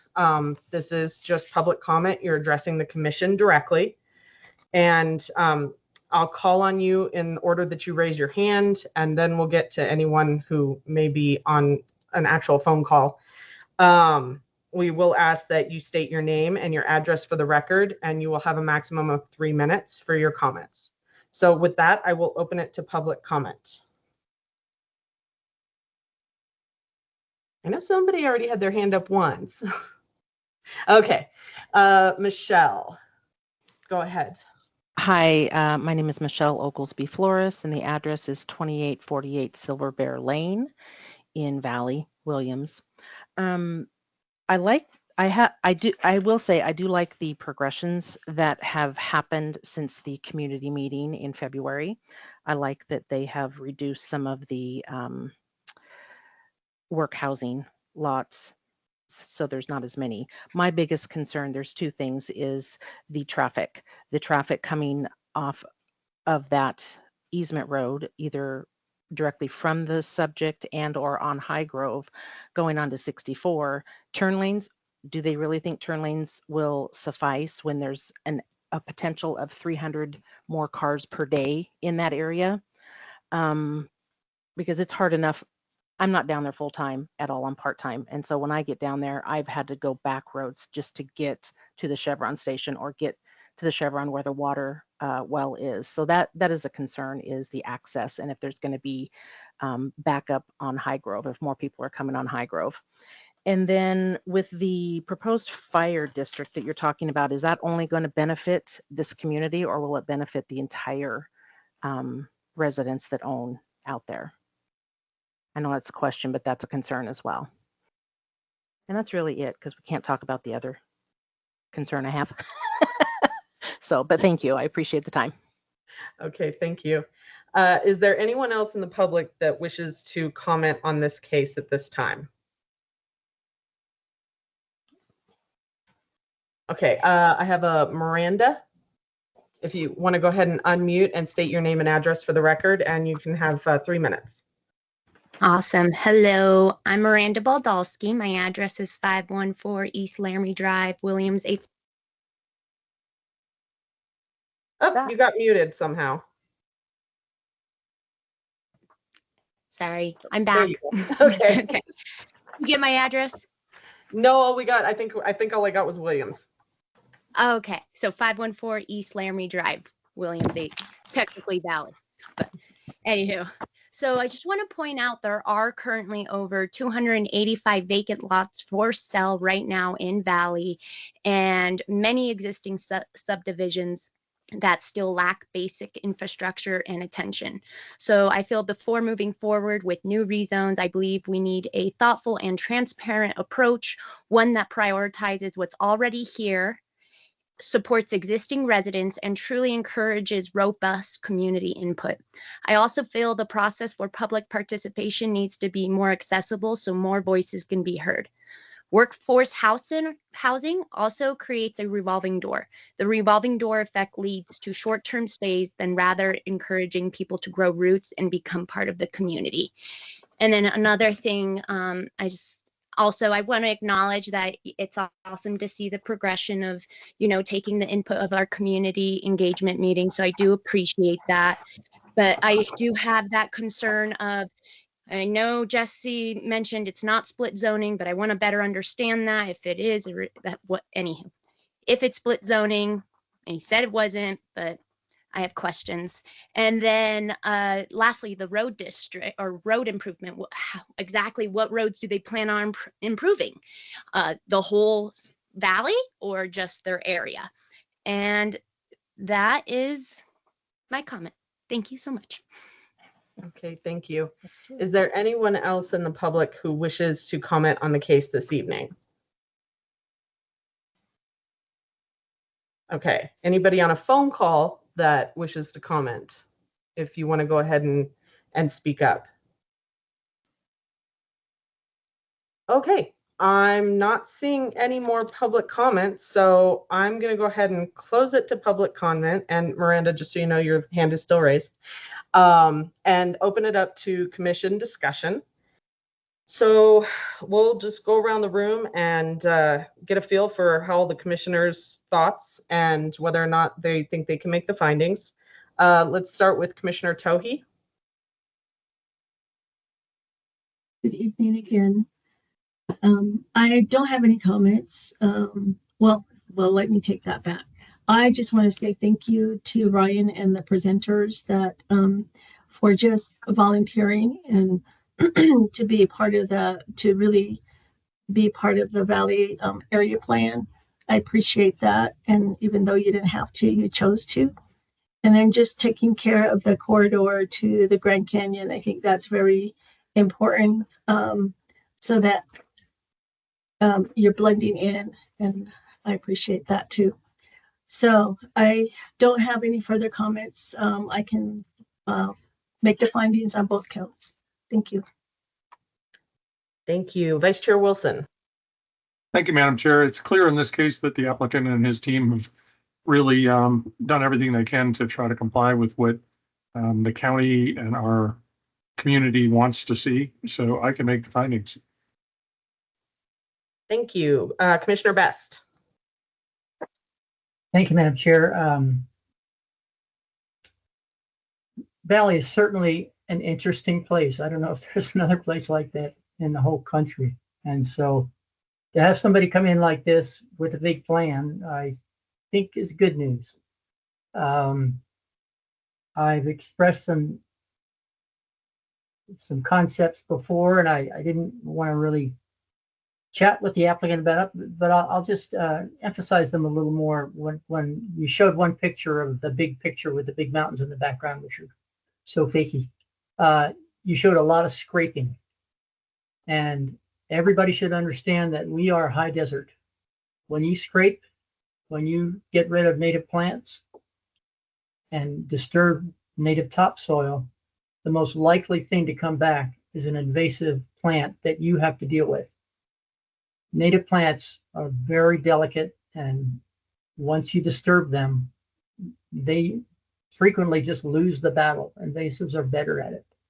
So the most efficient way to deal with that is to be very, very careful what you disturb. Disturb what you must and leave everything that you can alone if you consider it an asset.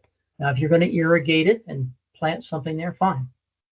But just scraping and assuming that natives will come back doesn't usually work.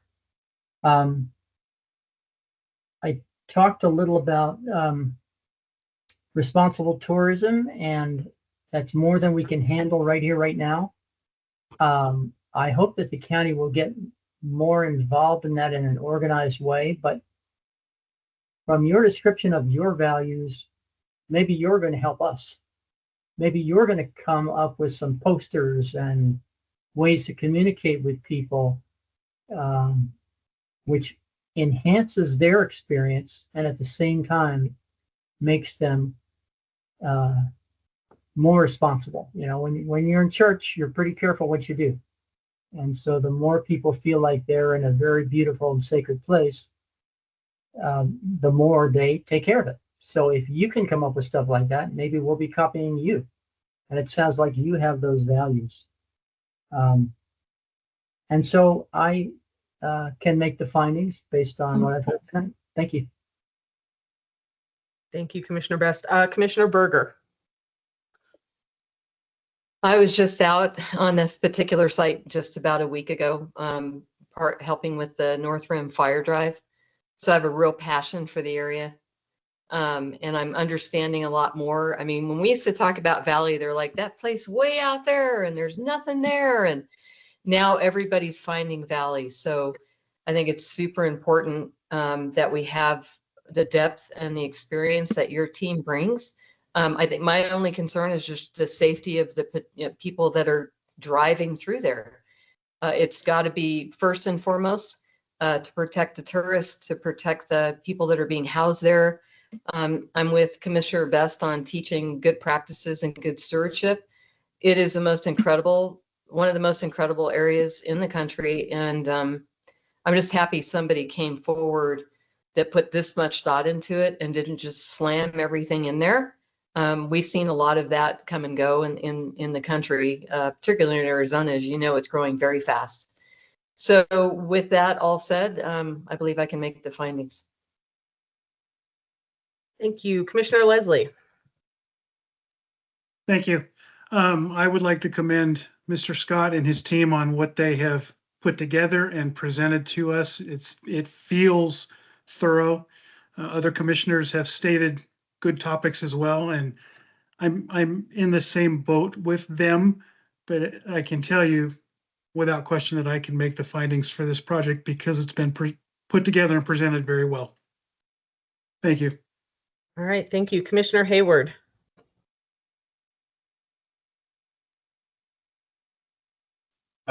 I could not repeat everyone else's comments, but I agree with all of them. You guys did a good job, and I have no trouble making the findings for both of the motions. Thank you.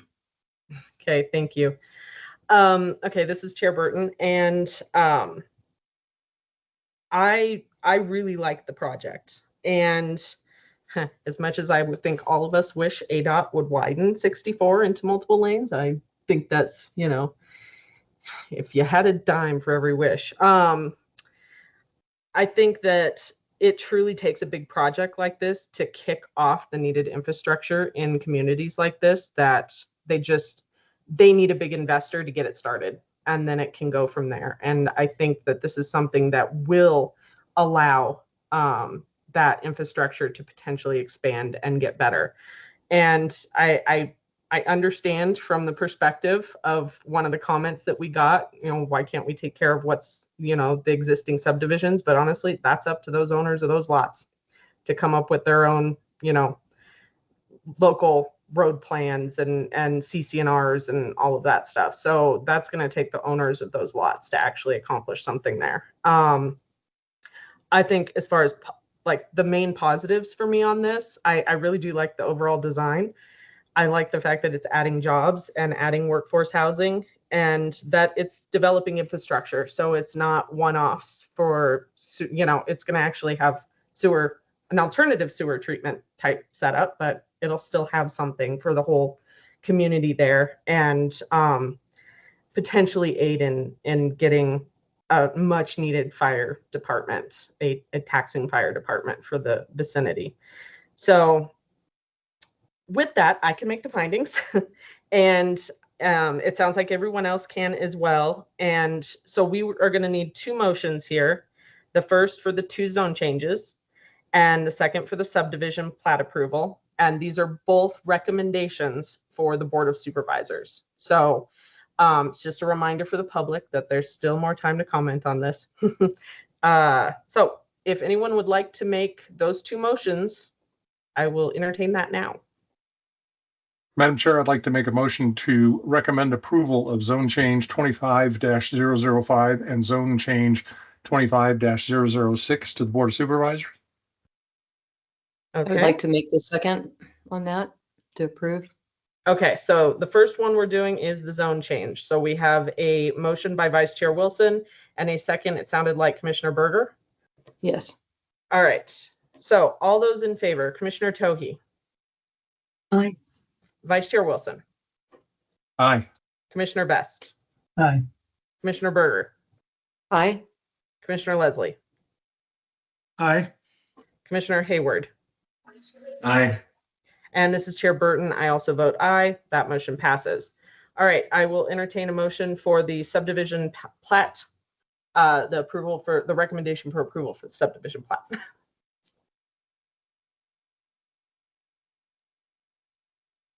Who wants to step up for this one? Vice Chair Wilson, you're muted if you're making the motion. Madam Chair, I move that we approve SUB 25007 to send it on to the Board of Supervisors.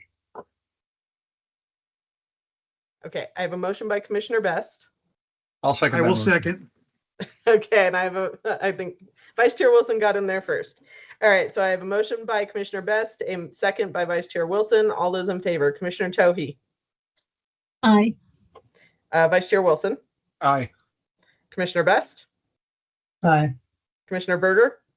Aye. Commissioner Leslie. Aye. Commissioner Hayward. Aye. And this is Chair Burton, and I also vote aye. Motion passes unanimously. Okay, we have another call to the public. Is there anyone in the public who wishes to address this commission for items not on the agenda? If so, please raise your hand. All right, I'm not seeing any. So it is 7:27, and I will call the meeting adjourned. So everyone have a great evening. Thank you, everyone. Thank you. Thanks, Thank everyone. you. Bye-bye. Bye. Good night. Bye. Congrats to the applicants.